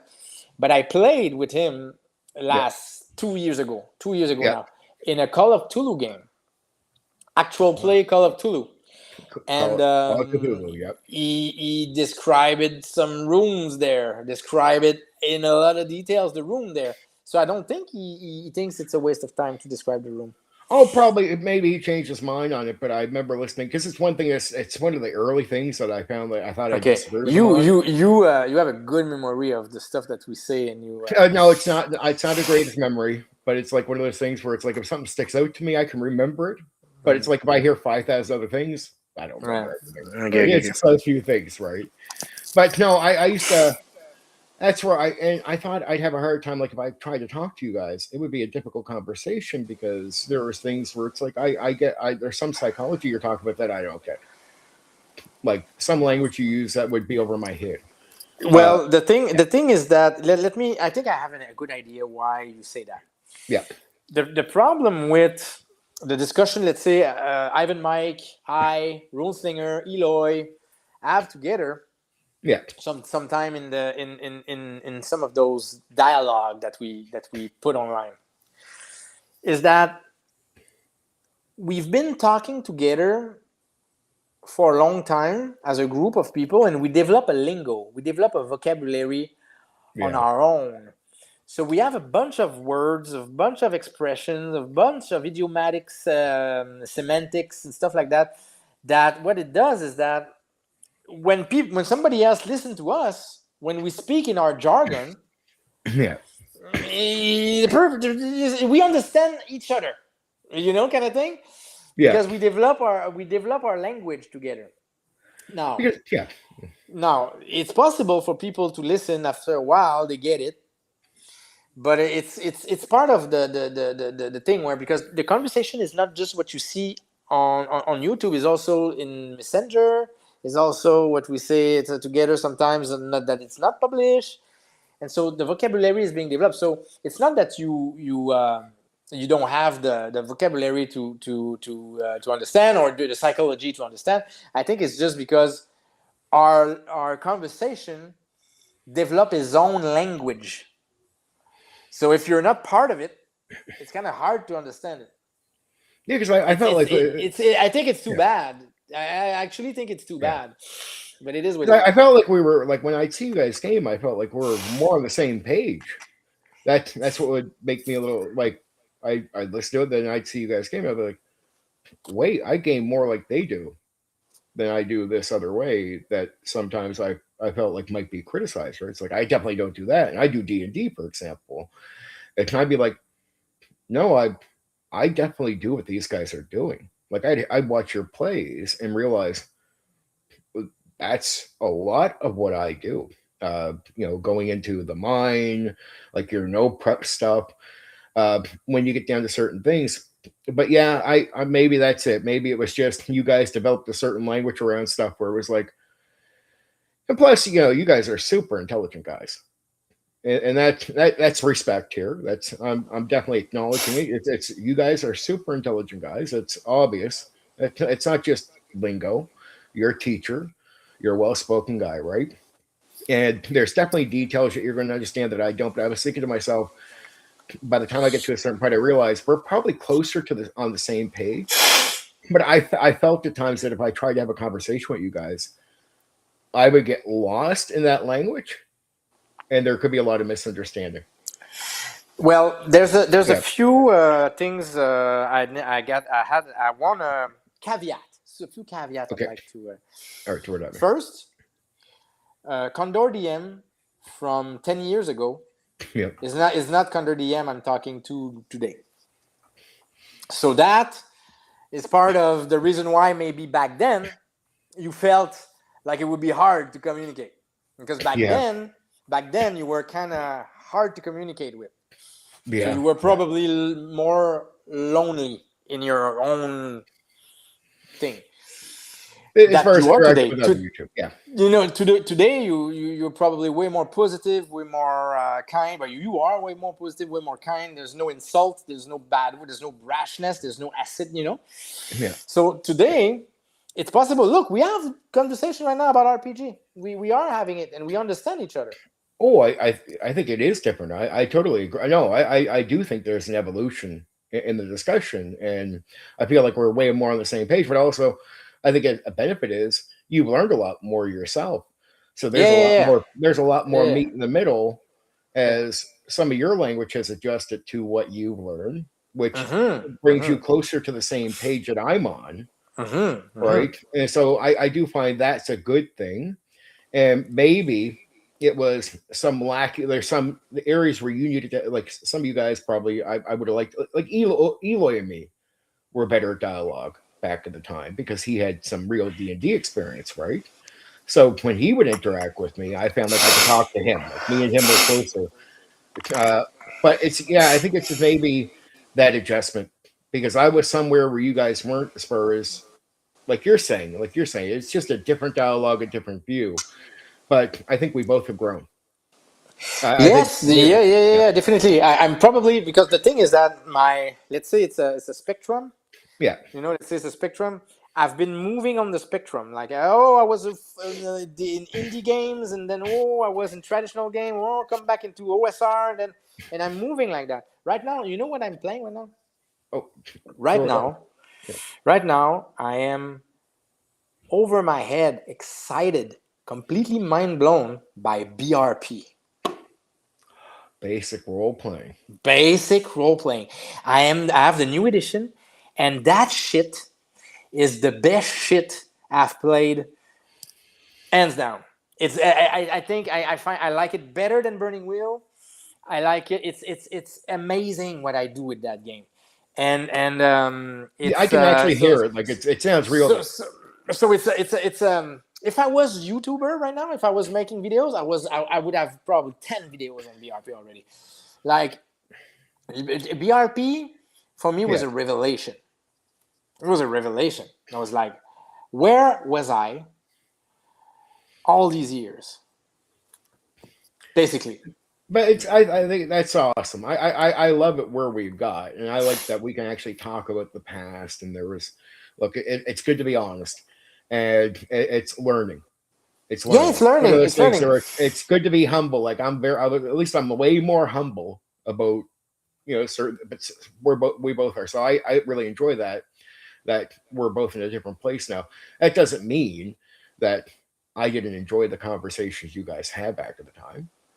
Like I still go back and I listen to your videos leading up to this. Yeah. I'm absolutely in love with them. I still Yeah.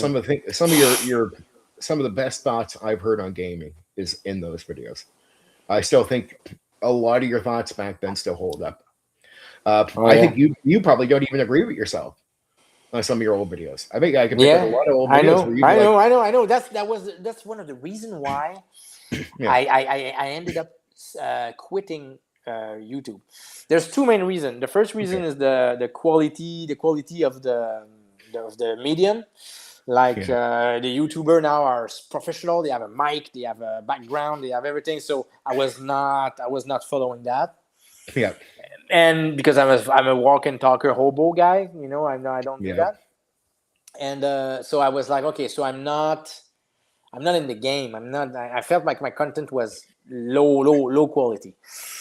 But the other reason is that mhm. I evolved so much that when I go back and I look my videos a couple months ago or a couple of years ago, and I'm like, You're a different person now I'm a as different far as person. gaming.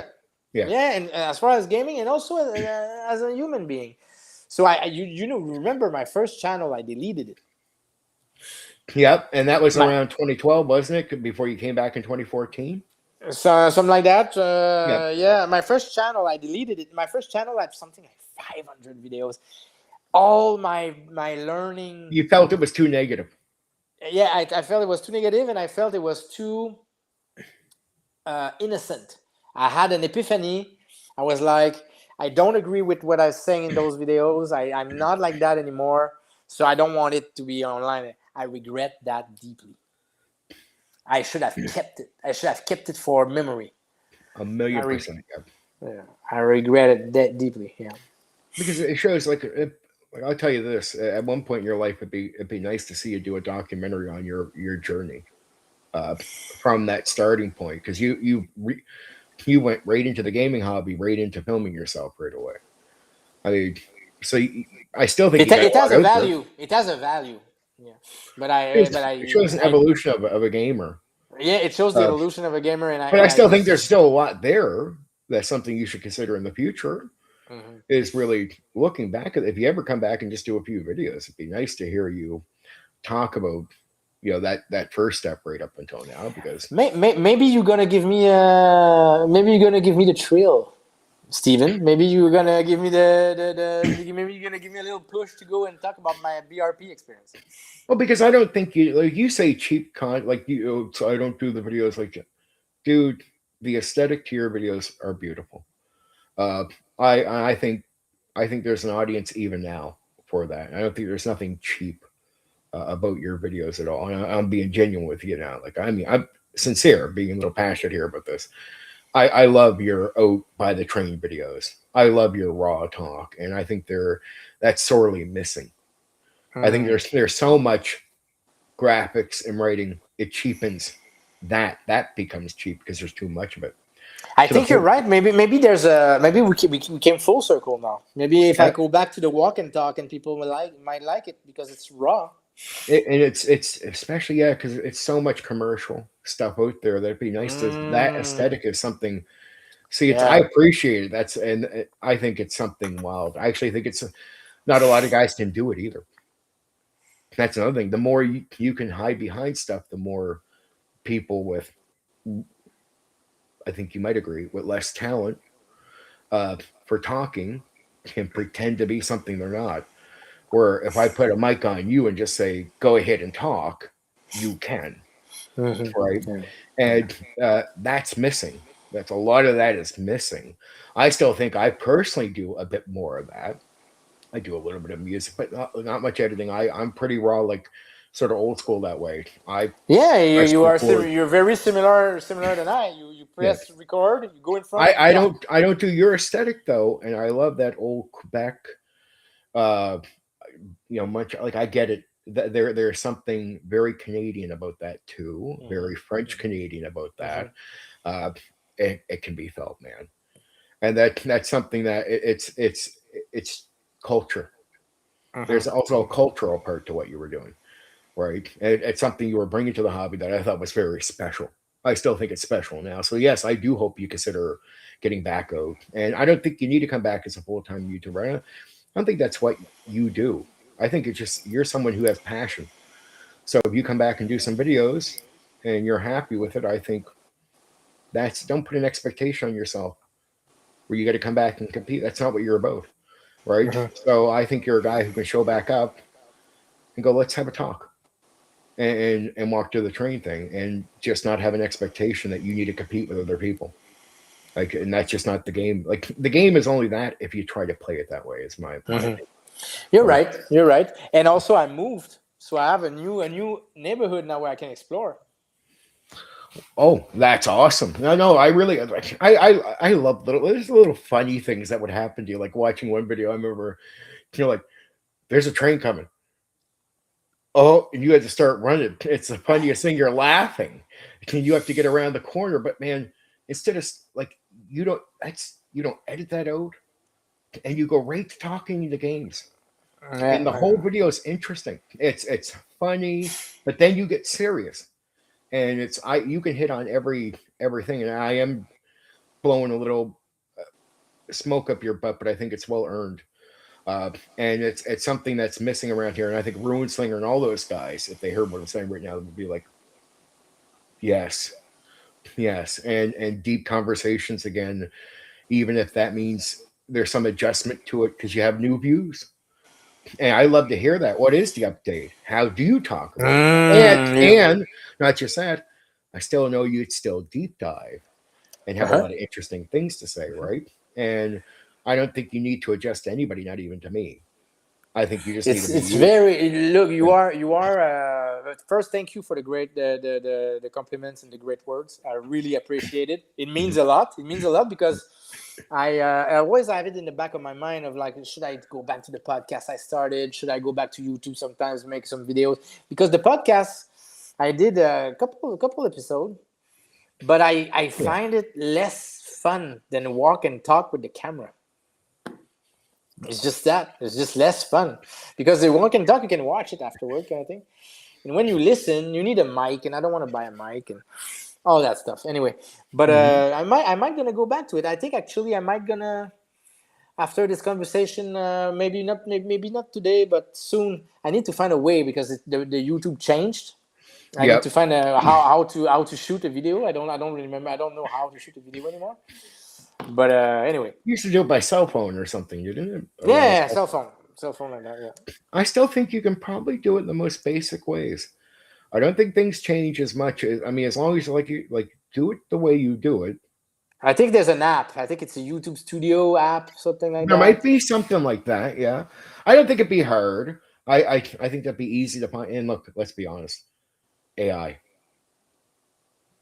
can always point you to the direction, whatever. Oh yeah, I can ask AI how to do it.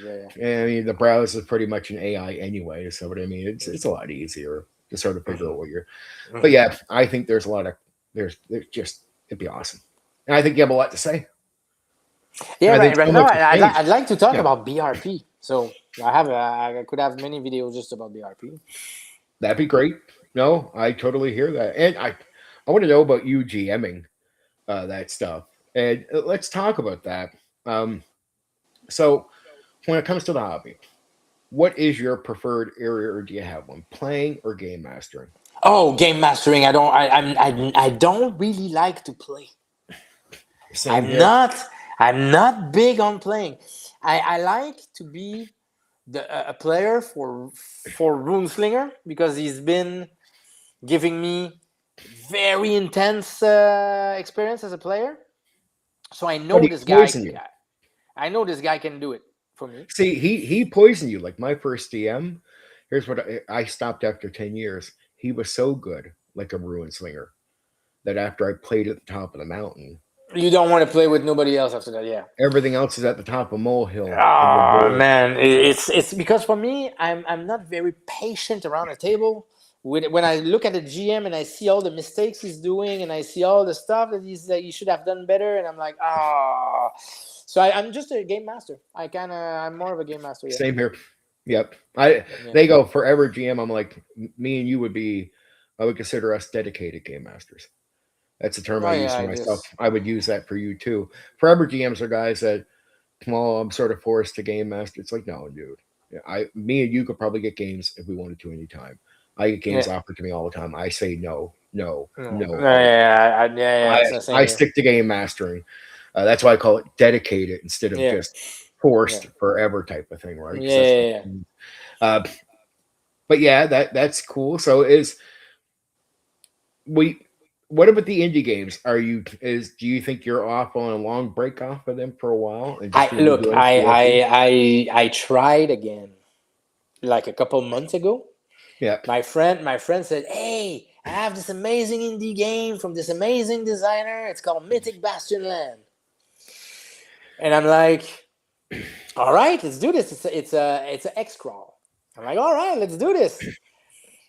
And I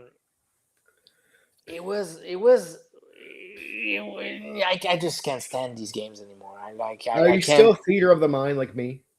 Yeah, I don't use miniatures. I don't use no, terrain. no, no, I do pure, no. even if it's combat, it's all theater of the But mind. it's an X crawl that is theater of the mind.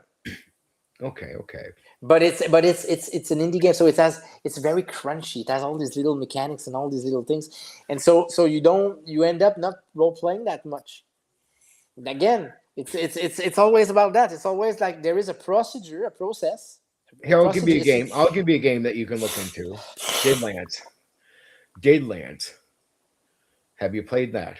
It's Jade the game Lands, Deadlands. Dead. DEAD lands. Deadlands, no. It's the one Savage World was created off Oh, of. Deadlands. Oh yeah, Deadlands. Deadlands is a cowboy western yeah, one that yeah, yeah, is theater. yeah. But it is definitely in that BRP type of feel. But it's like in America, in like the States, but it's like so much thrown in. If you haven't tried that, But I know and what you're it into, is. I know what it is. but if you're into BRP But and you haven't Savage done that, World is its own mechanic, though. It's with the cards and the yep. dice. But Deadlands itself is the setting it uses, but it's also a game that was out before that inspires Savage Worlds that comes out later. I like the actual going back to the original stuff. I did Deadlands. I did a bit of Savage Worlds, but mostly just the original game. Right. I'm doing that again, and I'm a D&D guy. I do old school, just like what you're doing. BRP Essentials. Deadlands is something you should definitely consider looking into. That is an exciting game, and if you're into basic role play, that's good. You'll get more in that zone from that Hmm. than you would your other indie games that you're talking about. That's Oh, something I would consider looking into. when I tried that indie game with my friend, I told myself, I think it's the last time I'm trying these indie games. Yeah, I think I'm done because they all goes to the same thing. It's becoming very procedural. It's very systematic. So you have phases and it's procedures and the phases, and so it takes away the role play. It isn't it slows down the strange? flow. The more generic the game is, the more you can just do what you want with it. Exactly. That's That's why. yeah, That's why I yeah, like Chaosium games. yeah, I like Bootil. yep. Old school TSR Bootil. Gangbusters. Have you done Gangbusters? That's I old heard about. TSR. I heard it's a good game. Oh, it is, baby. It is. It's the 1920s, like gangster stuff, and the role plays. I did a stream on that game. If you ever want to check it out, but I mean, either it's Gangbusters is like being a city is the setting, and it's like it's really interesting because a lot of games are. The game is so good it inspires a lot of games that follow. Right, that's how good the game is. But Gangbusters is an old gangster TSR game. Uh, something I you given that you're applying now, Gangbusters. Oh man, Gangbusters. I'm taking notes. I'm taking Yep. notes. I'm taking notes because if it's in the same range than Boodle, Mm-hmm. old school TSR, Old very school TSR. generic, and oh man, give me a sec. Give me a sec. Yep. Yep.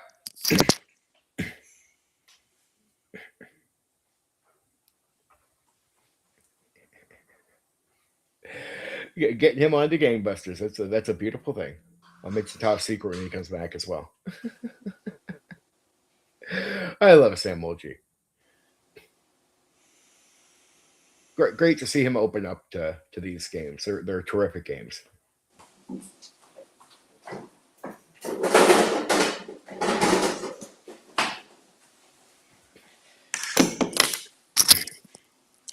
Hey, sorry about Yeah. that, Steven. No, it's all right. It's all right. So I want to I'm take so take happy that notes. you're. Hey man, I'm learning about a game tonight that I think it might gonna be right in the alley. There's one other one I'm going to mention to you too.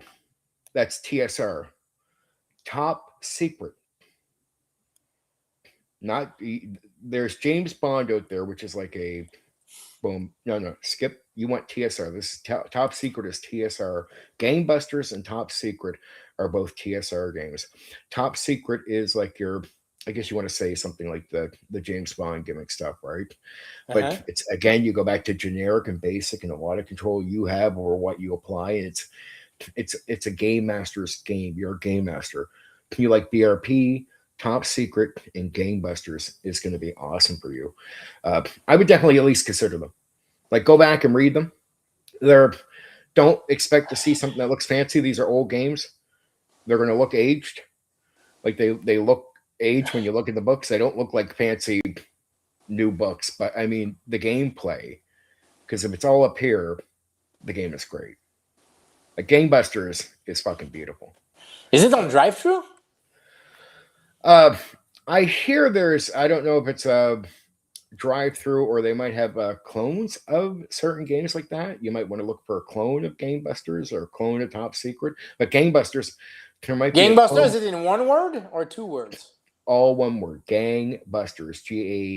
Gangbusters. Gangbusters. Like think of like something in the vein of a mix of Al Capone, FBI, even media, and the idea is there's it's like say you go just say there's a group of your players, right? Just say you have a journalist in the group, but you have a gangster. He goes out and shoots somebody. Well, the media will want to pick up on that news, right? But if you have a journalist, you could have the journalist character can try to get it where they leave it alone. Cut back on it. If your guys are out just shooting freely, because that's not it the way you want to play the game, because if you're out shooting freely, it freaks out citizens because they start getting scared. And then what if you are caught or put on the news? Now everyone who will see you will report you, right? You could even be playing some type of FBI guy that is corrupt FBI. Now I'm talking about the player's end. Now as a game master, your job is to Oh, I think yeah. I found it. I think I found it, man. Gangbusters. It's the Gangbusters. so now it says for Dungeon and Dragon BX version. Is it the same? Oh, Is it good? yep. That'd be fine. Yep. There's just a PDF though. Ah, That's too bad. maybe Amazon might have a copy of it, or you might find something on eBay. eBay. Yeah. Man, But and Top Secret. Top Secret is it's just think about like not James Bond, but like that type of like secret investigator where you're going around trying to stop the politics or politicians or corrupt people or gangs or criminal gangs from doing Uh-huh. stuff. And these are TSR games that are made for if you're into basic role play, if you're into the new essential stuff that you've been getting into, that stuff is right up your alley. Like that's TSR. Man, look, Yeah, I've been just looking real quick. I see yeah, on eBay really good package for gangbusters. Man, you just thank you. that's awesome. Yep, yep. Thank you. You're I'm welcome. gonna look for I'm That's gonna gonna be look worth for your term time. and because me the thing with me is that the way I buy games, I don't Hmm. buy a lot of games. The way I buy games is I buy genres I don't have, and I try to buy the best game Nice. that produce it. So when I wanted my cowboy and Indian game kind of thing, my Western Yeah. game, I had two choice. I had Aces and Eight, and I had Boot Hill. Boot And I Hill. was like, Boot Hill is good. Yeah. which one I want? I went to Boot Hill. Yeah. Now I want now Gangbusters is gangsters. I had no gangster game. If you ever want to go for a Japanese game, like say feudal Japan, here's my other piece of advice. Samurai, yeah. Samurai. Some people would say the Five Rings game. I'd say Bushido. Bushido. Bushido has samurais in it, but it has all kinds of other stuff too. And it's a very role play heavy game, like interaction and character, because it's a lot less to do with combat, more to do with like say you're a peasant. It's very Pendragon might remind you a bit of it, like the class system. Like if you're a peasant, you Uh-huh. can't say a certain thing to a Uh-huh. noble. Uh-huh. It's very much like in that vein where you got to watch what you say. Like you got to go around, and your reputation could be like, I mean, the game could be over for you before your character's dead. You could Oh destroy your yeah, reputation just like so much. Traveler, just like Traveler. Yeah, in that way, but it's a little bit different and it's very extreme. But it's Bushido, so if you ever want to get if I don't know if you have a Japanese game, but if that genre ever interests you, there's the I'm not. Five Rings one that is focused on samurai, but I would say samurai is already covered with Bushido, and Bushido is the inspiration for that later game. I would prefer Bushido myself because I ran it personally, uh, in love with it. There is some combat, there is some supernatural, a little bit of fantasy, but man, there is a deep sort of social dive into the character side of the game. Uh, It's rooted in feudal Japan. yeah, but it's not like your old like it's more like what you're talking about now with BRP or something more simple. It's not like say Burning Wheel. It's not like in the indie zone where you've gotten a little tired of that stuff. This stuff's a bit different. Like it's just something that is inspired by a TSR game, the Pedal Throne game. If you go back to like 1975, TSR put out a game right away. One of I think the first one is the Pedal Throne. I'm the whole title is off the top, like just forgetting exactly the same. But I always do with that game. Either Yeah. way, Bushido is built off of that game. So Bushido is very TSR. That's something I if it's trust not, you. yeah, I trust you, and it's going on my list. cool. It's going on my list because I'm sure you are giving me really good advice right now. I really am because I've actually covered like I ran Top Secret, ran Gangbusters, and ran Bushido. So I'm telling you personal experience. Amen. Look, Yeah. Stephen, for the longest time, Mhm. I thought that you've played one game It's a lot of because people say that. Yeah. the way you were talking and the way you were expressing yourself, you felt like a one trick pony. You felt like a guy that he played one game and he's shitting on other games and he doesn't need to learn other games. And you came up that way. You came out that way. And it It's was on not most a. people. It was sort of selective because I would have so many videos out where I'm talking a lot of like say I'm countering D&D guys that are in the D&D thing. So I have different opinions of them. Uh, I would put out several videos where I would talk about the fact that I run other games. I just don't talk about them. I'd say stuff like that. And guys, years later, it's you ever felt like you were a YouTuber? You ever felt like there was a lot of things people were selective in the way they took you in? Like, Of course. you know what I mean? You're mentioning, but there's some things you mentioned, but people aren't acknowledging that you mentioned that. Of course, of course. That was, and I think we're all guilty of doing that sort of to each other. Right. Like, I hear so much from you, but maybe I didn't hear these other opinions that you had. That might have, if I went back and went through every video, I might go, oh shit, he was way more ahead than I thought he was. Oh, and that could be my ignorance. I'm just admitting it. I think we've all done that.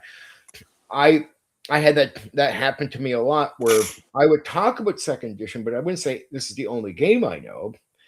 But I would talk about it a lot, say, compared to, there was a rejection of second edition by the TSR crowd, because they would always say, we don't count that as old school. And that was, in the D&D world, that was my game. And it was like almost like rejecting me. I was identifying with it too much.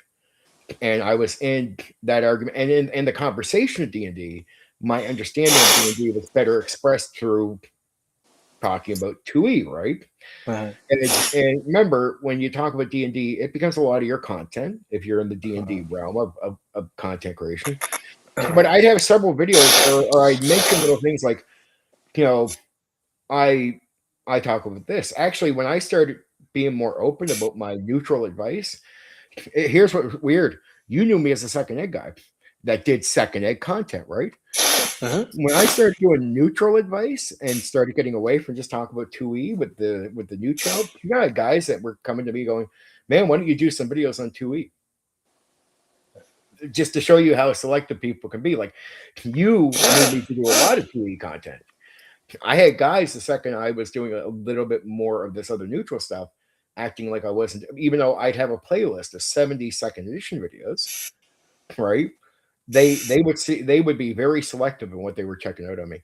So I'd always mention stuff, but I'd be like, look, I ran these other games, because people would always accuse me, and not in a bad way, just like maybe like in your zone of, man, Steven only knows second edition. And I would always respond in comments or something like, tell me, I ran a lot of games, but I just talk about 2E a lot because I don't think I need to show off.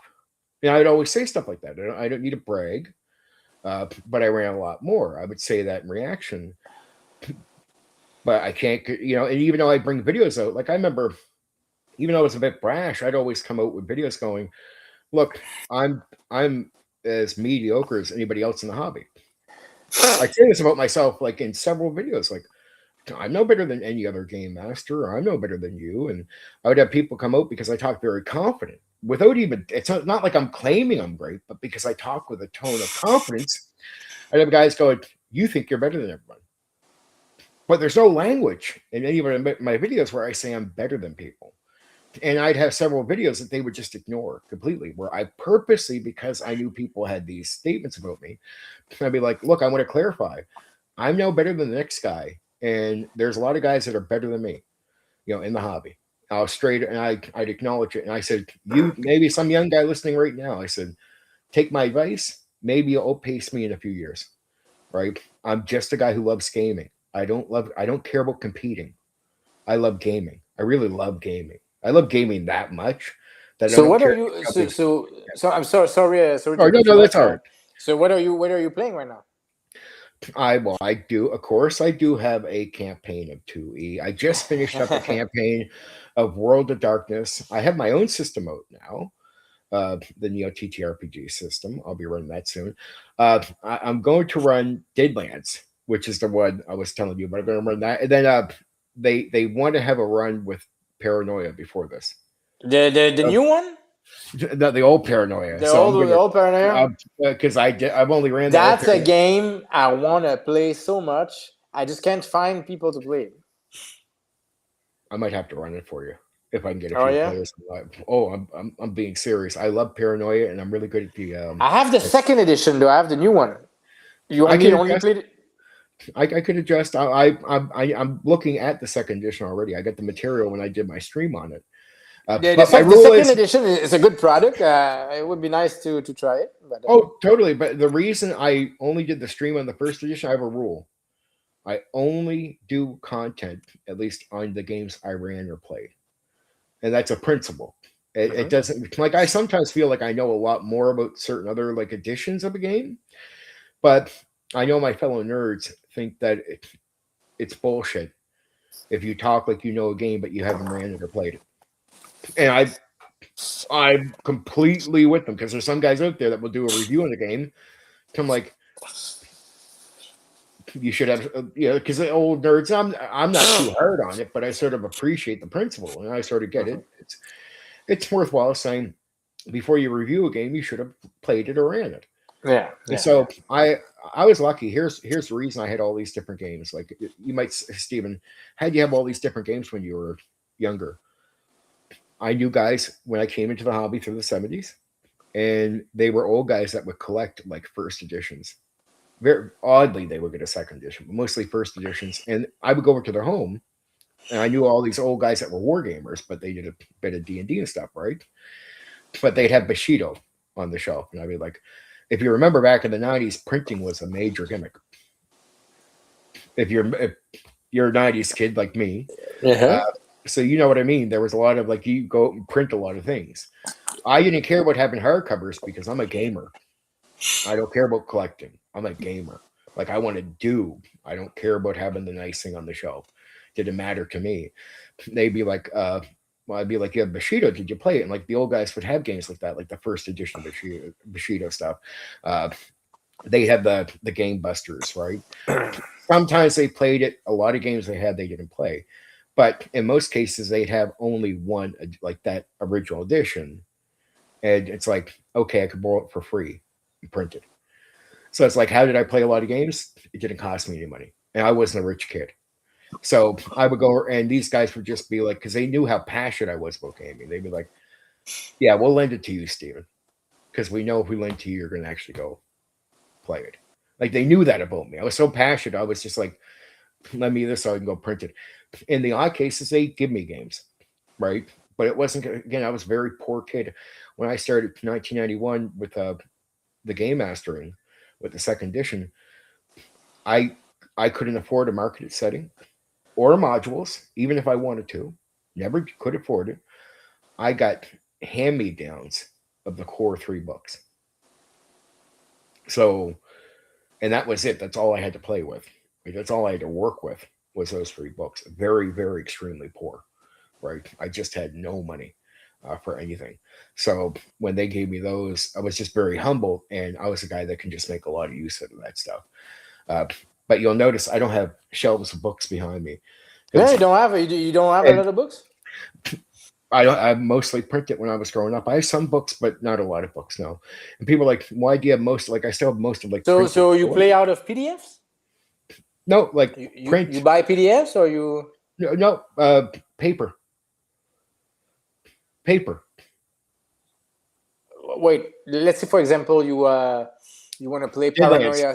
Let's say you want to play Paranoia Second Edition. You're gonna buy it. I might buy it now that I can afford it, but I still have the printed version. I still have it printed in I have these binders. So you have, okay, so all the games you are talking about, like Bushido, Gangbusters, and all that, they are printed? Mm-hmm. Oh my God, you have a lot of paper. Where it is? Oh, most of it's in one place where we have storage, and some of it's in my closet. Yeah. Okay, because but that I have it in a lot of. Oh yeah, I have it in binders and storage, and then some I have here in boxes. It's just put away like in closets. Yeah. So you back in the day, so you took them, you print them, page by page. Yep. That's passion. That's dedication. Yeah. I wanted to. Oh my God, that's dedication. That's for real. And printing was a big gimmick. It was so new, but it was so hot at the time of the 90s, right? That I'd ask the guys, and they're like, in some cases, they give me the books. So I do have some books in storage, right? The odd books, but I mean, most of my stuff is printed. And if I didn't do that, I wouldn't have the games. But what about the new games? The games that are coming out more recently, for example? Well, I'm thinking of purchasing the second edition. I do have the PDF. Like Burning Wheel, for example? Burning Wheel. I've never ran Burning Wheel. No, so you don't have the book? Nope. You have the PDF, though? Nope. Did you read the rules? No, I don't know Burning Wheel. I think it's built off Pudge or something like that. One of the games there, maybe GURPS. I forget which game it's built off of, but I know of it. I know some things about it because I've talked about it over the years. But Burning Wheel, no, I don't have the game, and I don't have anything with the Burning Wheel stuff. Oh, okay. Yeah. So Torchbearer neither. Nope. Okay, so when I was talking to you about these games, you have no idea what I was talking about. Well, I have some understanding from just reading about them online. It's not like I'm Okay. not totally, you know what I mean? Like it's Yeah, I got watching enough. videos. Well, I knew enough that I knew Torchbearer was a dungeon crawl, and actually, when I was doing the research, you cover them pretty well. Yeah. Yeah. Your review on Torchbearer was I was well informed about Torchbearer enough that I could understand what you were saying because you Yeah. do a Yeah. review Yeah. on it. Yeah. So Yeah. for like the last so many days, I just been watching a shitload of your videos. Yeah. Like all the questions, like the Genesis, I watch your review on that. I watch your Yeah. review on Yeah. Torchbearer. I watch your Yeah. review on Burning. You Burning were Wheel. prepped. You were prepped. So that's why it felt like you understood very well. Okay, I see. Not faking it. It was just because I was informed by your videos. Well, you were a And you good do stuff. interviewer, sir. You were a good I appreciate interviewer, sir. You did your homework. it. Yep. Well, if you actually go watch the other interviews, that's one thing the guys all credit me for is knowing my stuff. I watched a little bit. Yep. It looked pretty sharp. Yeah, I go in and I do a lot of back just drawing. My one problem, I did such a good video. I did a good stream with Max, but the echo bothered me now. I just didn't hear it during the interview, but you can hear it. But Max was a 4-hour interview, man. The research I did on him was big time. GM Cody, if you could just go check it out because I'm asking them questions, but it's because I went through their content, did my research, really knew stuff. AJ Pickett, same thing. I went and checked out his background. I knew his the games he worked on. I knew his own game. He actually gave me a copy of his game so I can in PDF so I can actually read it before the interview. And with you, I did the same thing. I already knew stuff about you, but I was like, I'm not going to ask something I haven't watched your content on. So I went back and I couldn't watch all your videos in the few days that I was prepping for this, but I said, if I'm going to talk to you about stuff, it's going to be stuff I can watch and hear what you have to say on this stuff. And I watch videos where you do a review, and I listen to topics you were talking about as in relation to those games, right? So, and I really deep dive on that stuff, and I was bringing that up so I could talk to you about it. And I was surprised at some of the stuff where it was we so related. When I got to the no prep stuff, it was like, man, me and him are so alike on this. But it was pleasant. It was a pleasant surprise that we are so close on that, like a lot closer than I really thought we were. And I'm thankful I did the checking out on that stuff. Like it feels really rewarding at the end of this talk right here. That it's and the things I was able to tell you is because I knew you would relate with them. So when I was telling you about this stuff, I knew you'd be like, yes, because I already heard you say pretty much the same thing. So I'm like putting it like here's how I was like, I'm just telling you because I knew you would relate with it. So I knew right away. Yeah. I try never to be bullshit because I appreciate like it's one thing I want everyone to know coming on here. I take this serious, professional. You notice I'm not no smoke. It's all and making it about you. I hope most of this interview has been about you. Of course. No, it's good. It's great. We have a dialogue. You bring out a lot in me, which is I appreciate that too. Of course, it's a dialogue. But it was worth it. And I didn't want to bring up anything and be bullshit. I didn't want to read the title of your video and then go, here, talk about this. And I don't know. Like, oh, you did Burning Wheel. I listened to the review. You did Torchbearer. I listened to the review. And I wasn't just going to go Torchbearer review question. It's the reason I knew some details. It's the reason I added that topic on because I knew you talked about certain topics. You brought back old memories, man, with the veil. I went and listened to that. I haven't thought about that in years. Years.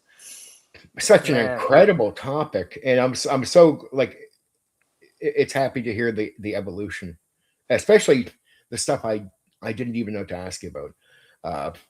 You were giving me hints before this started, the essential stuff. I really didn't know this stuff. You dropped this on me in a few minutes before we got into the interview, but I just trusted you. I just said, when you bring it up, okay. Like I said, I'm gonna. I told you before we jumped in here. I said, if you bring stuff up that I'm just, I think it's worth digging into, we'll go into it.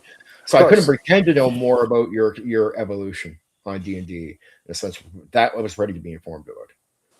Right. But it's obviously it's old school D&D. So it is one topic where I at least feel like I can understand what you're saying without watching a video. Have you that you played haven't done. Have you played Old School Essential?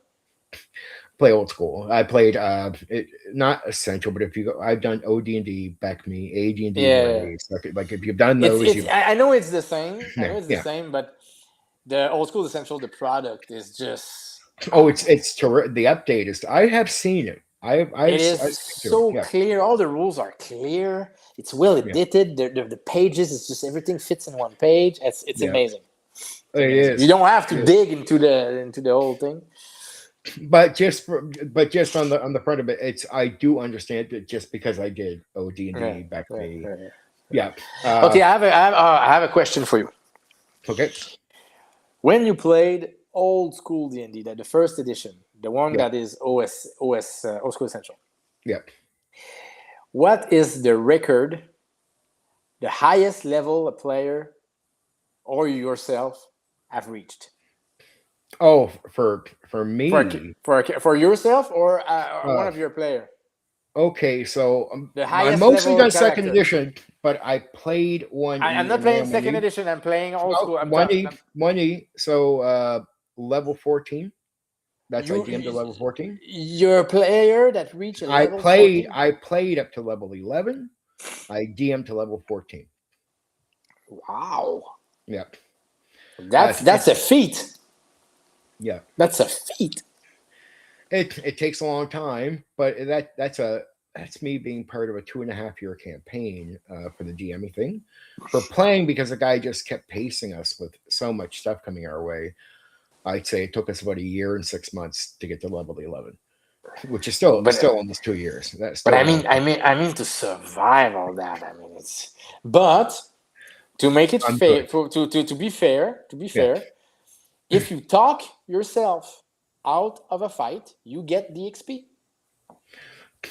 Well, it's once you realize here's the trick. Here's what a lot of guys don't realize. You got to drill it at them because the designers. I would say a lot of guys misunderstand. Even the guys that have some guys done it for like 40 years, but I think just have not done it the way the designers intend. If you understand it outside of learning it, like once you've learned it, it should never be a meat grinder. Because really, it's not just that you avoid the dragon in the woods, like the world doesn't care about who you are, but you don't just avoid the dragon in the woods, you avoid the goblins, you avoid the kobolds, you avoid everything. It doesn't mean you won't be forced into combat, but when you are, you take the leader down. You take advantage of moral, which is to get the enemies stored away. Your warrior stands in the doorway so they can't get to your thief or the mage and cuts off access and being able to be. You do tricks if you're forced in, but combat is sort of like Traveler. This is the wargaming one. It's a survival game, not a combat game. Yeah. And in the first early levels, it's like Traveler treats combat like resource sucking up. It's a consequence, a negative one, not a good one. You should pretty much in Traveler just says avoid combat. Yeah. That's Traveler just says like combat's bad. That's all it is. And early D&D, old school, combat's bad. It's resource training. Here, when they say you're going to play a hero in D&D, if they were more accurate, they'd say by level 9, because then you're capable. See, it's like imagine the village calls out for a hero because there's a dragon up in the mountain. From levels 1 to like 8, that's going to be very challenging for you to do. From levels 1 to 3, you can. Even after that, you should be avoiding most combat, but now you at least don't need to be as concerned as you were in the earlier levels. But really, what are you doing? It's like a lot of guys would they would do the combat all the time. They drop, they'd be like, I don't get XP for gold. I'm like, there's a reason why it exists. And people are like, well, why?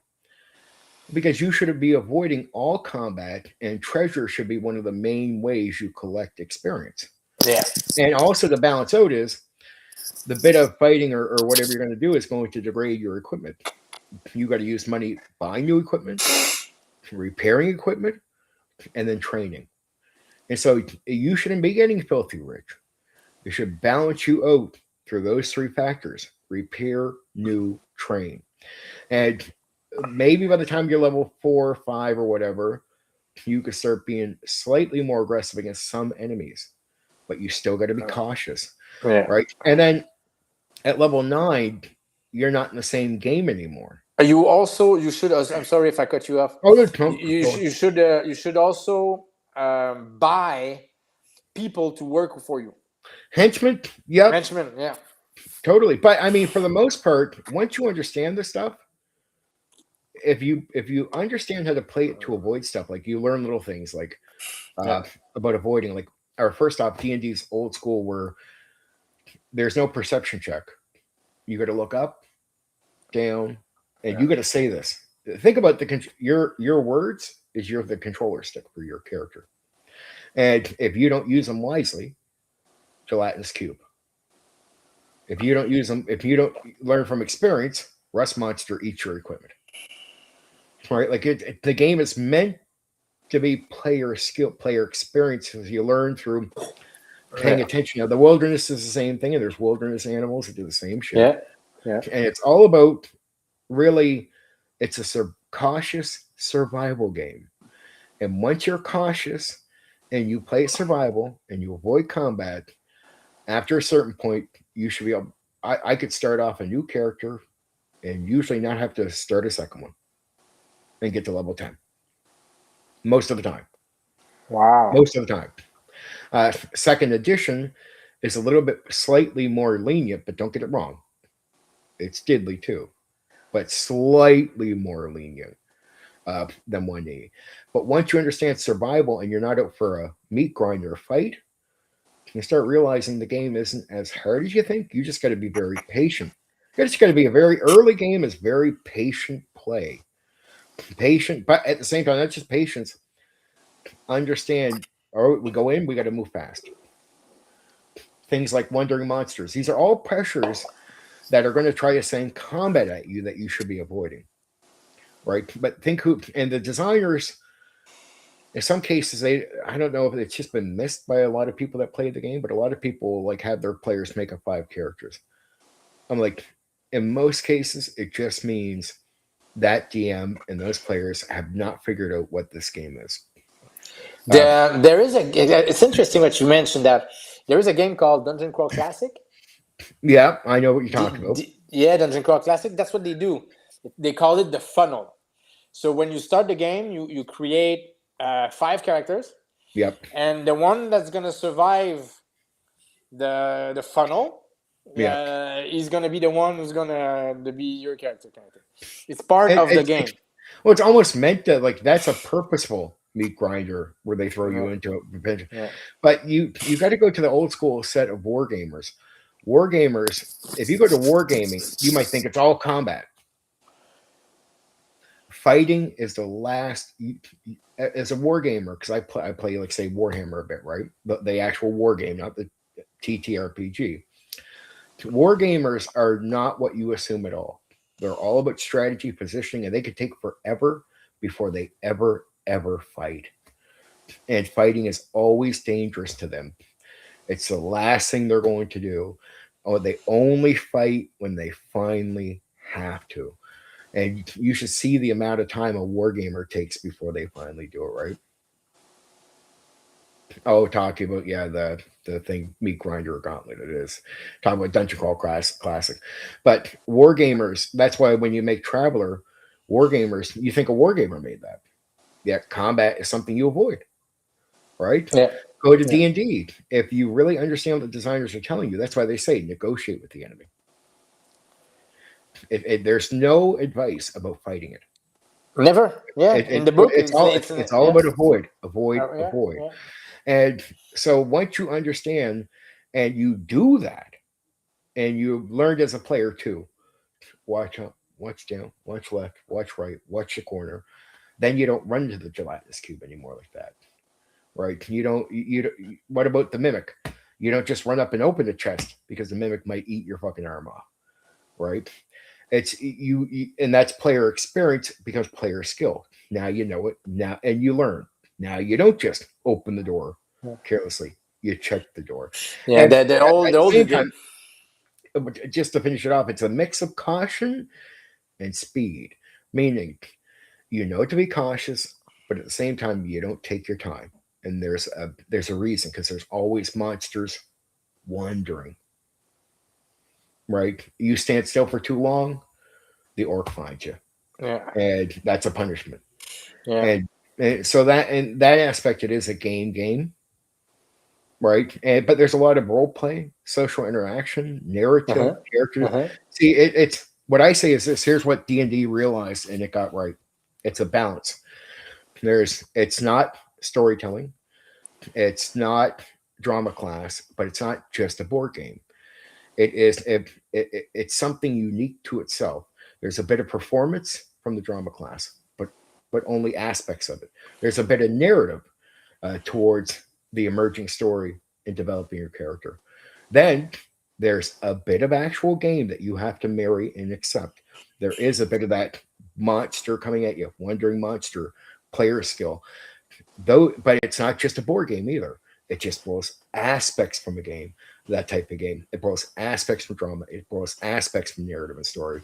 And it brings it together to make it something very unique. Uh-huh. That's my claim of what D&D is, and I think that's what you're experiencing. Is you Yeah. realize, hey, I get to do narrative here. Oh wow, I get to do a little bit of performance. Sorry. The luck I had is Yeah. that when I bought OSC, I read it. So it was my first read. My first read of first edition D&D was I'm old jealous. school, was old school essential. So I had a very good synthesis, well written. So I was like, okay, so that's D&D. I was completely mind blown. It was not at all what I thought it was, because I played Pathfinder and 3.5. So I had another experience at all, completely different This is experience. and rest in peace, Sean. This is where I would always try to reason with Sean over the years, especially privately, right? Like he'd be like, D&D is just a stupid game. But I'm like, that's what you're seeing people do, Sean. It doesn't mean that's what it exactly has to be or is, right? I said, if you go back to OD&D expects talk. By BECME, they talk about knowing your character, meaning narrative and character development is assumed, not written in. I don't claim that. But why would you have a language where, like, once you know your character, but what does that mean to know your character? It means they're assuming that something is naturally happening that they don't need to spell out for you. It's just happening because you're doing the talk to the enemy, talk to the faction, talk to the characters, talk to the merchant. So by doing all this social interaction and other role playing aspects, there's a story emerging, but they don't bother telling you this. They don't think, like, they don't put that in. They just think that's a byproduct. And how do I think I know that's right? Is when you get to BECME, you see them using language that assumes that's happening. Like, once you know your character. Well, if it's just a board game, why would you say something like that? Mm-hmm. Yeah, you Right? told that. You know what I mean? Yeah. And that's where I say you see it better spelled out by 2E, but like you're right. I 100% agree with you. By 3E, they run in the other direction. Yeah. And as much as I criticize 3, all the guys who like the miniatures and stuff, I'm like, I sort of don't get it. Like the guys who do play D&D in that more board game style, I'm like, they're anti 3E or a lot of anti WotC. I'm like, I don't get it. These guys actually, it's not for me. It's not for you. I don't like 3E. I know you don't like 3E, but for all those guys we see playing D&D in that more generic way, I don't get why they complain about 3E, because 3E is more made for them, but they're playing it more like the miniature move around board game. Like some guys will do third person interaction because they actually don't do direct interaction. Some guys skip all talk and go straight to the dungeon. Now, you don't have to do it this way, but they do it. I'm like, 3E is not catering to me and you, Sameøldji, but they are catering to them. And sadly, for guys like me and you, they make up the majority. And that's why to guys like Shauner, when he thinks D&D, and when he was alive, again, rest in peace, Shauner. I think you have a good point. I think you have a good point that it creates that impression. Yep.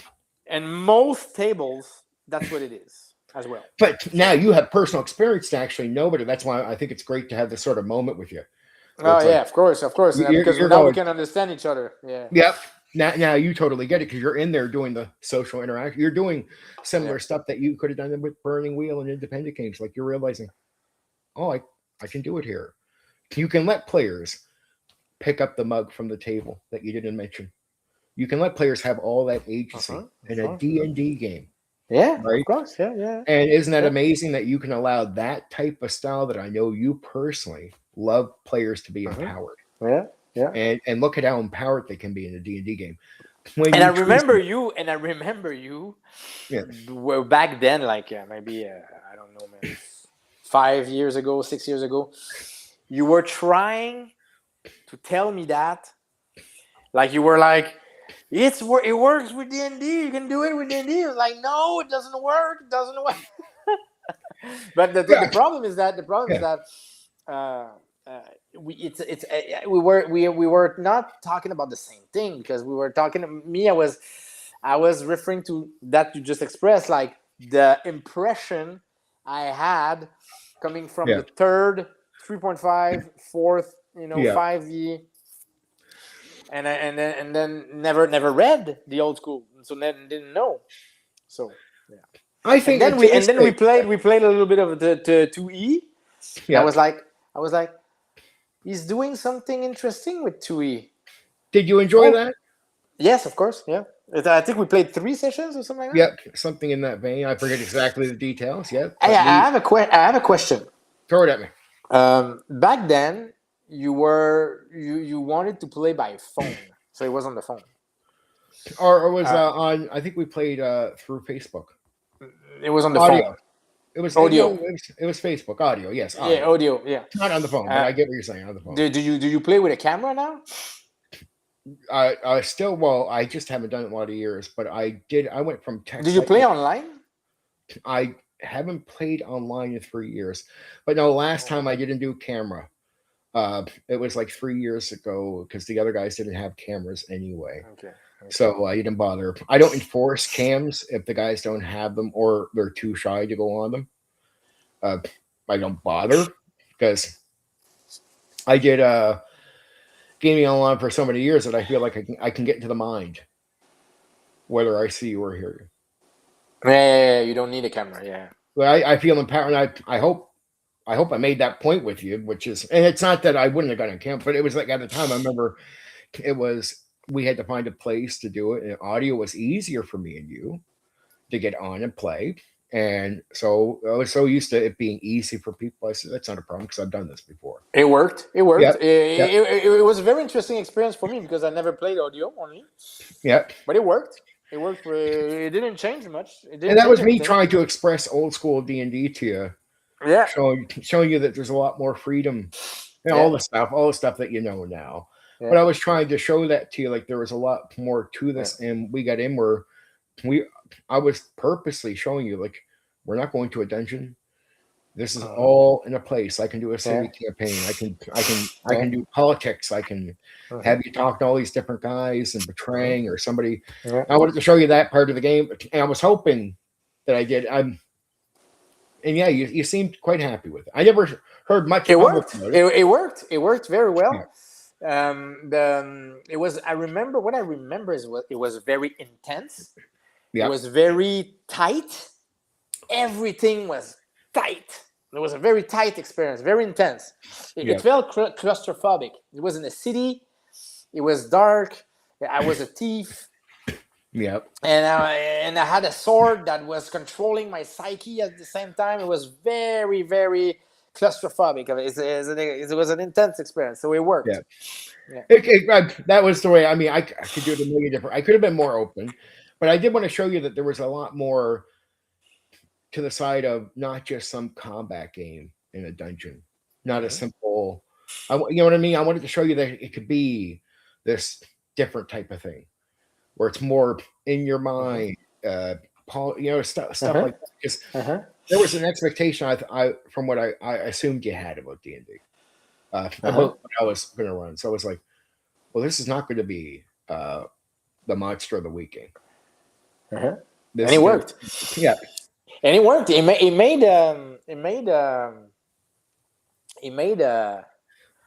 don't know how to say that in English, but it's like when an idea gets in and find a way Yep. to make you think afterwards. I don't know. I I don't know I how get to what you say that in say. English. The description's fine. Up that It totally works. planted a seed. It planted a It planted seed a somehow. seed in your mind. Yep. I had your and, imagination going. and no, but I mean, it planted a seed of the possibility of that kind of game. It made me Oh, understand. there was more Though to you it. can do that. You can do that. Yep. Okay. And then I started to buy games like Boot Hill. Started to buy games like Cyberpunk 2020. I started to go back after that to the more traditional games, the more old school But games. the crazy part about D&D is it doesn't hold your hand and say you can do this.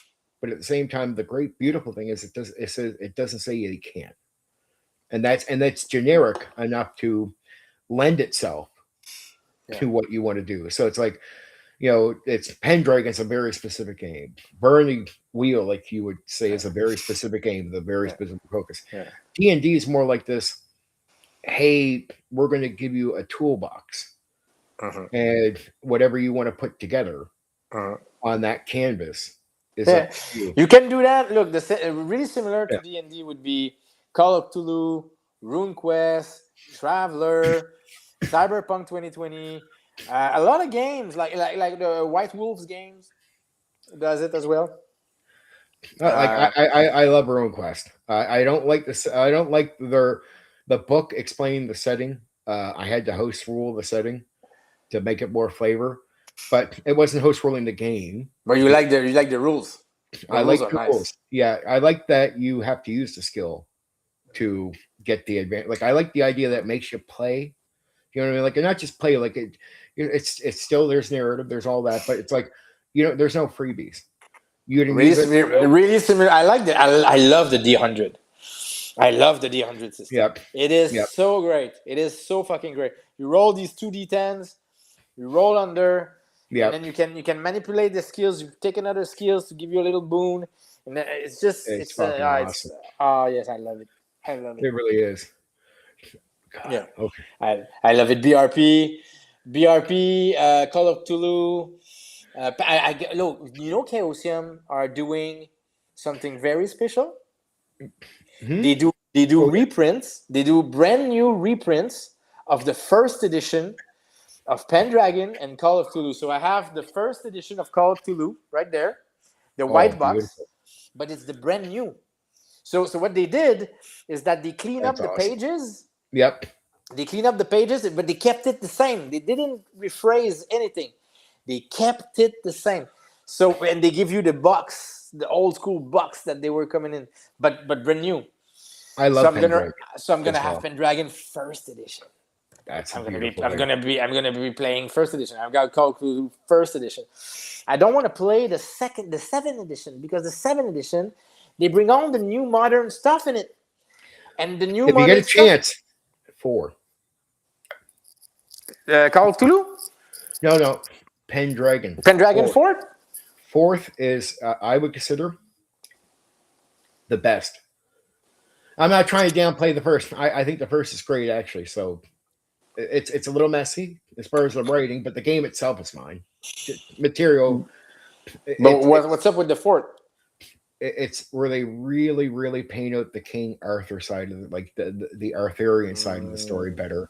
Like it's imagine you took first, and first is a beautiful idea, but it's that experiment coming in. Well, what if you thought first was great? Well, this cleans it up and adds some really, really necessary things for this, especially the storytelling part. Because Pendragon really is a storytelling game. There's a lot of games out there they call storytelling, which I don't agree. I think World of Darkness is not a storytelling game. I think it's like D&D, right? I think it's a merchant story. Even though they call it storyteller, I still think the emergent story is World of Darkness, right? And if you do a D&D and you play World of Darkness, it's an emerging story from the randomness of what you're doing.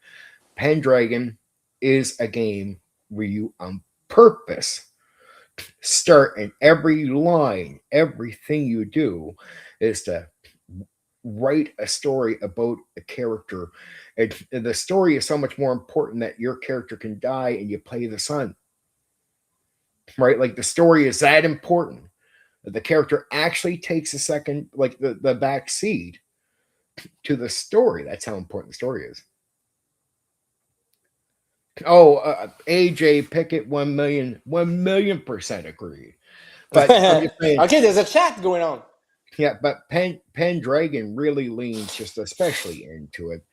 And it's a storytelling aspect that if you like the Pendragon storytelling, it takes what Pendragon First Edition was trying to do, like or doing, and it does well, but just gives it's almost like imagine you're the designers and you wanted to make the first edition what was already sing just a little better. Like there's a missing piece, I'll add it in here. I agree with you. The 7th edition and later editions do get messy. You're right. But if you look at first edition, it peaks, in my opinion, personal opinion, at 4th. So That's if it. you That's I never I never played Pendragon, so I don't know. oh That's why I yeah. decided to invest in the first, because everybody say the first is really good. Oh no, they're not wrong. But I imagine Eloy and Runeslinger, if they read enough of the material, they'd agree with me because I know they played Pendragon online. Ask if you really want to ask Runeslinger, he'll definitely. Oh, he's the one. He's the one who suggests me I bought the first, since I've never played. Oh, he's not wrong. First edition is beautiful, and they probably played it. That's probably why he wants. But I would suggest to you all, if you could find the additional stuff for 4th edition, just maybe consider move, because I mean you can almost just find some of the extra gimmicks and not have to play 4th edition. But some of the extra gimmicks are so good that they're made for Pendragon. It's not going to break the game. It's made to apply to the rules that are already there. So you're not going to snap the game in half. But I would say look into it. It's worth looking into. I committed a lot of time to Pendragon, and I did 1st edition, but I was most satisfied with 4th for what the storytelling thing is. And when I say storytelling, and I did a very hard game, which I would not recommend, but it was very challenging. Castle Falkenstein. I personally enjoyed it. My players, it's a game where you got to get on players that you can't joke around. Like say you start joking in character, the game actually makes it that I have to get on you. Like say you just because think about an old Victorian romance novel, right? So how serious it can be in dialogue. If you start speaking out of that dialogue and say in the humor that doesn't fit, the rule is I actually have to put you in check. That's nice. Like if you enjoy that, that's why I enjoy it personally. That's nice.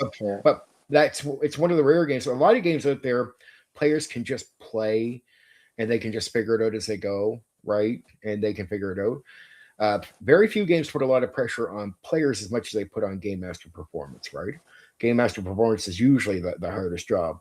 Castle Falkenstein is rare because it doesn't just put the work on the GM for performance, it puts a lot of work on players to perform right.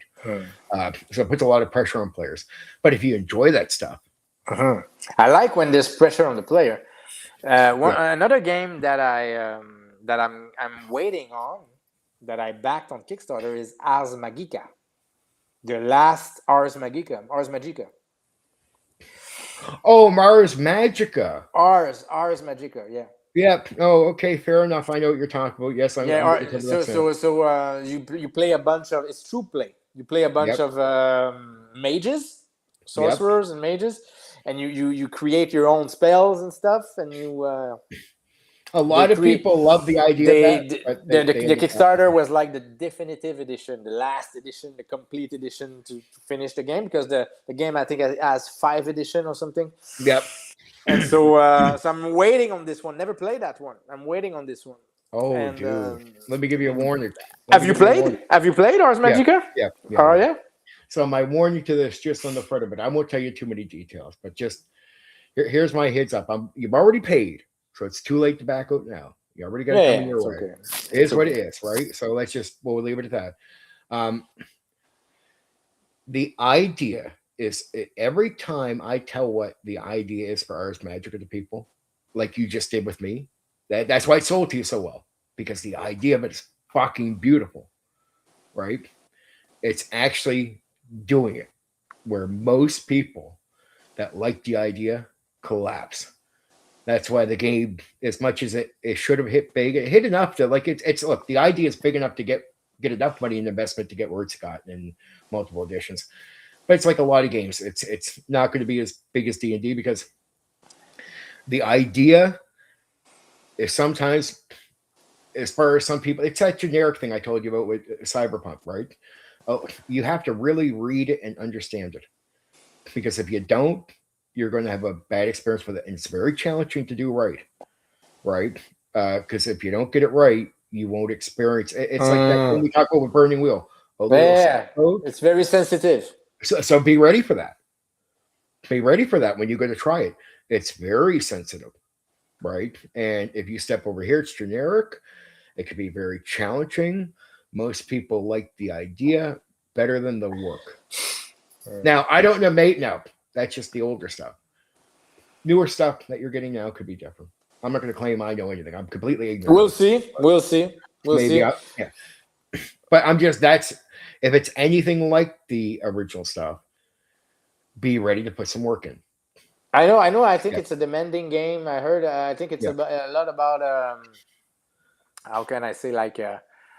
It's very intellectual. You create your own spells. You spend some times in the Tower of Mages. Like Eloy and Ruinslinger would be beautiful because these are the type of guy that would do the grind with you. They would be beautiful fucking players to try that game with. Oh no, I already talked about that with these guys. They said no, right? Yeah. Yeah. It's just. I don't even. It's one of these games that I'm not even sure if I will be able to play.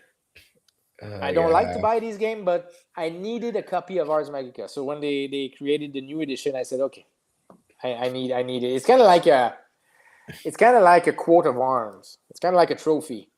Yep. No, there's nothing wrong with that. Now, personally, I don't like. I get a lot of guys in the hobby do that. They get the books, they get the collectors, they get the nice things. No, but I mean, I'm not like that. But Ars Magica is a legend. It's kind of like a legendary thing. It's kind of like this mystical being of nobody plays it. No, nobody understands. That's what I'm getting at. Is exactly what you're saying. Is guys, nobody plays it. Nobody understands really what's going on in that game. It's like, and also it's, AJ, yes. AJ said he'd like to play that too. You'd like to play, yeah. Yeah. Yeah, I'd like to play. I'd like to know what it is. I'd like to actually go down the rabbit hole and actually play it raw, and like see what it is for what it is. But the way I see it is like you create spells, but the spells has a phonetic aspect to them. So what you have to do, you kind of have to say. Ashamalaga, malagalagala, you kind of like to do the gibberish sound. How about you just do me a favor? I'm covering Ars Magica in August. I really am. It is part of my schedule for coverage. The original Ars Magica. Wait a little, because the game, I'm supposed to receive it maybe in October. So. No. It's the original, not the new version. Okay. But if you want to at least hear what the original is like. Oh man. Like because it could help you. Okay, you covering the game. Yep. Okay. That's why I don't want to deep dive on it now. Yeah. I'm covering a stream. You know what I mean. You know what I mean with the spells. You kind of have to sing or actually formulate the phonetic word that sounds weird. Oh man. So it goes for good role play at the table. It's like, Olakam Malagalagum. What I had to do with games like that for certain games like Castle Falkenstein and Ars Magica, I had to do this because I went to the public. Most people can't do those games. I'm just being real with you. So what I do is every time I get a new group, if I could find one good player, I would make sure to get the contact, keep contact with that guy. Next group, have another guy that I liked. Have a couple guys that these were the guys that would do the hard stuff, like the type of players that would carry a group in a D&D game, type of players, right? Or other players that just liked deep diving and stuff. And I would gather those guys up after finding so many and go, you guys want to try Ars Magica? Because I realized, sadly, this is why Ars Magica never blew up the way it should have, the way it could have. Sorry, not should have, could have. It's because honestly, most people in the hobby can't handle it. Yeah, no, I'm pretty sure. That's Yeah, the real truth. There's a commitment. There's a commitment. You have to study the books. And it's caring. Like, just think about it. Like, go play with D&D enough, and usually if you have a lot of groups, you'll know there could be some decent players, but really, usually in most groups, like say you're a public game master like me, there's like one or two really good players where the other players ride the coattails of them for a lot of the game. And they'll do a lot of the thinking, a lot of the talking, a lot of leadership. The problem is, in games like Castle Falkenstein, every player has to be that. Right? In Ars Magica, a lot of your players have to be like those two, not the rest, like those two. So it took me a long time sometimes, and sometimes I lose contact with certain guys, but it's just gathering up guys where I wouldn't be able to play Ars Magica right away, or say Castle Falkenstein, I'd have to wait a bit, but then I finally get a group together, special guys, and be able to go do it. And now, if not, you might get your generic experience, or you get kind of flopping, and you don't want that. Like it's the same thing with me with Cyberpunk. When I did it exactly the way Mike wanted it to, the way it was, in my opinion, I'm happy I waited till I had a really good group of top-notch players to come in, and not guys that were riding the coattails of other people. Just having the guys that could take the initiative, the leaders, but having like 4 or 5 of them to come in and just play together and be able to go, here you go. This game has a lot of pressure on you, but it's going to be fucking awesome. Right.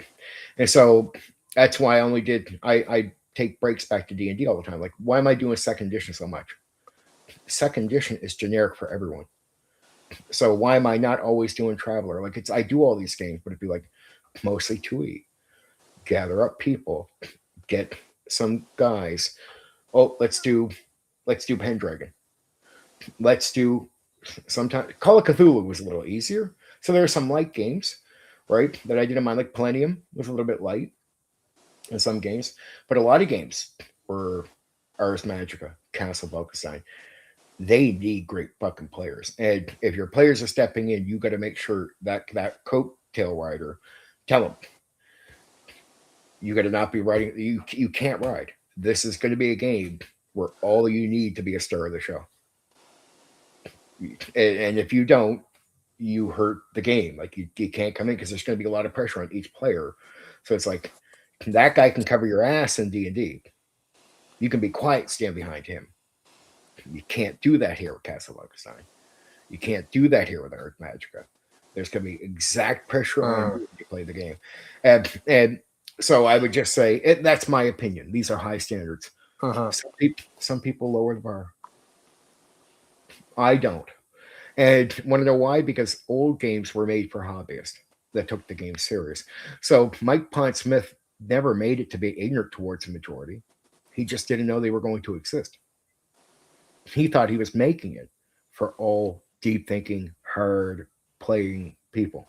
So he without shame, made games that were made for fucking top-notch thinking people, and just did it with no shame. Right? Just had no shame because he thought we were a hobby. That's why wargamers who were hardcore hobbyists thought people were trying to thought these games were trying to replace their hobby. But then when TSR opened up to the majority, that changed. Wargamers calmed down because the majority sadly comes in, and I don't attack 1E, but here's the one style of old school gaming I stay away from. And it's the one that WotC carries over, which is rules as written, tournament play with modules. because I'm like, what does Gary say about rules as written? He says this. He says, first off, the home game is not rules as written, but he thinks you should do rules as written until you master the rules, and then make all the tweaks you want once you understand them, because you should be able to be like staff that works at TSR. Once you master the game, adjust it for your campaign, tweak whatever core rules you want, do whatever you want to your game. That's what he thinks. But he says, learn it wrong, right? But he says, then do tweaks. What does he say in the first, the 1E AD&D Dungeon Master Guide? The DM is king. Well, when you run it raw, the book is king. And it's either you rule or the book rules. And both can't be right. The reason Gary says you're king is because of that. Tournament play made the book king. And tournament play was a public thing to be consistent for players. Right? It dropped it at one point. That's why 2E never carried over the tournament play. But raw and module was, in my opinion, it's money grab. Because sandboxing adventure, as you know, a traveler, is better. Yeah. And the modules were all built off sandboxing. It's most of them, if they just didn't just pre-make messing. Module is his own thing, right? No, but modules are built up. It's to say the staff is. It's his own thing. If I want to play a module, let's say one night, or maybe I want to go through a module with a bunch of friends. It's a thing. It's kind of like a commitment. I understand, but it was made for tournament. Originally, it was made mostly for tournament. That's what DCC does. Yeah. When you finish a module in DCC, you get a badge. Oh yeah. Yep. Totally. Yeah. Totally. Oh, you've been through the Cave of Trolls. But you want to know why? But here's the one small problem, Sameøldji. Oh, but Steven. I know, but the complaint. I gotta go though, Steven. I gotta go. I'm running out of battery. And it's getting quite late, so I have to call it a night. I don't want it to shut it down on you. I hope you enjoyed this, dude. I thought it was a great fucking talk. Great interview. It was amazing. Yes. Thank you for inviting me. Yes, it was nice, and you made me eager to do YouTube video. You might gonna see something coming up. BRP. Do a few videos. It'd be nice. All right, dude. You take care of yourself. Yeah, that's a 3 hours. That's a 3-hour interview. That's good. That's great. We talked about that beforehand. I mean, we go as far as we think we can get, but I mean, here we are. That's 3-hour interview. That's a beautiful thing. We had a great talk, man. Really great talk. Yeah. I'm glad we did. I'm really glad we reconnected like this. Really yes, and let's talk in the near future. You write me an email or something, and we have a conversation. Maybe not live, but whatever. 100%. If you anyway, yes. Okay, dude. I love you. Take care of yourself. Talk to you soon.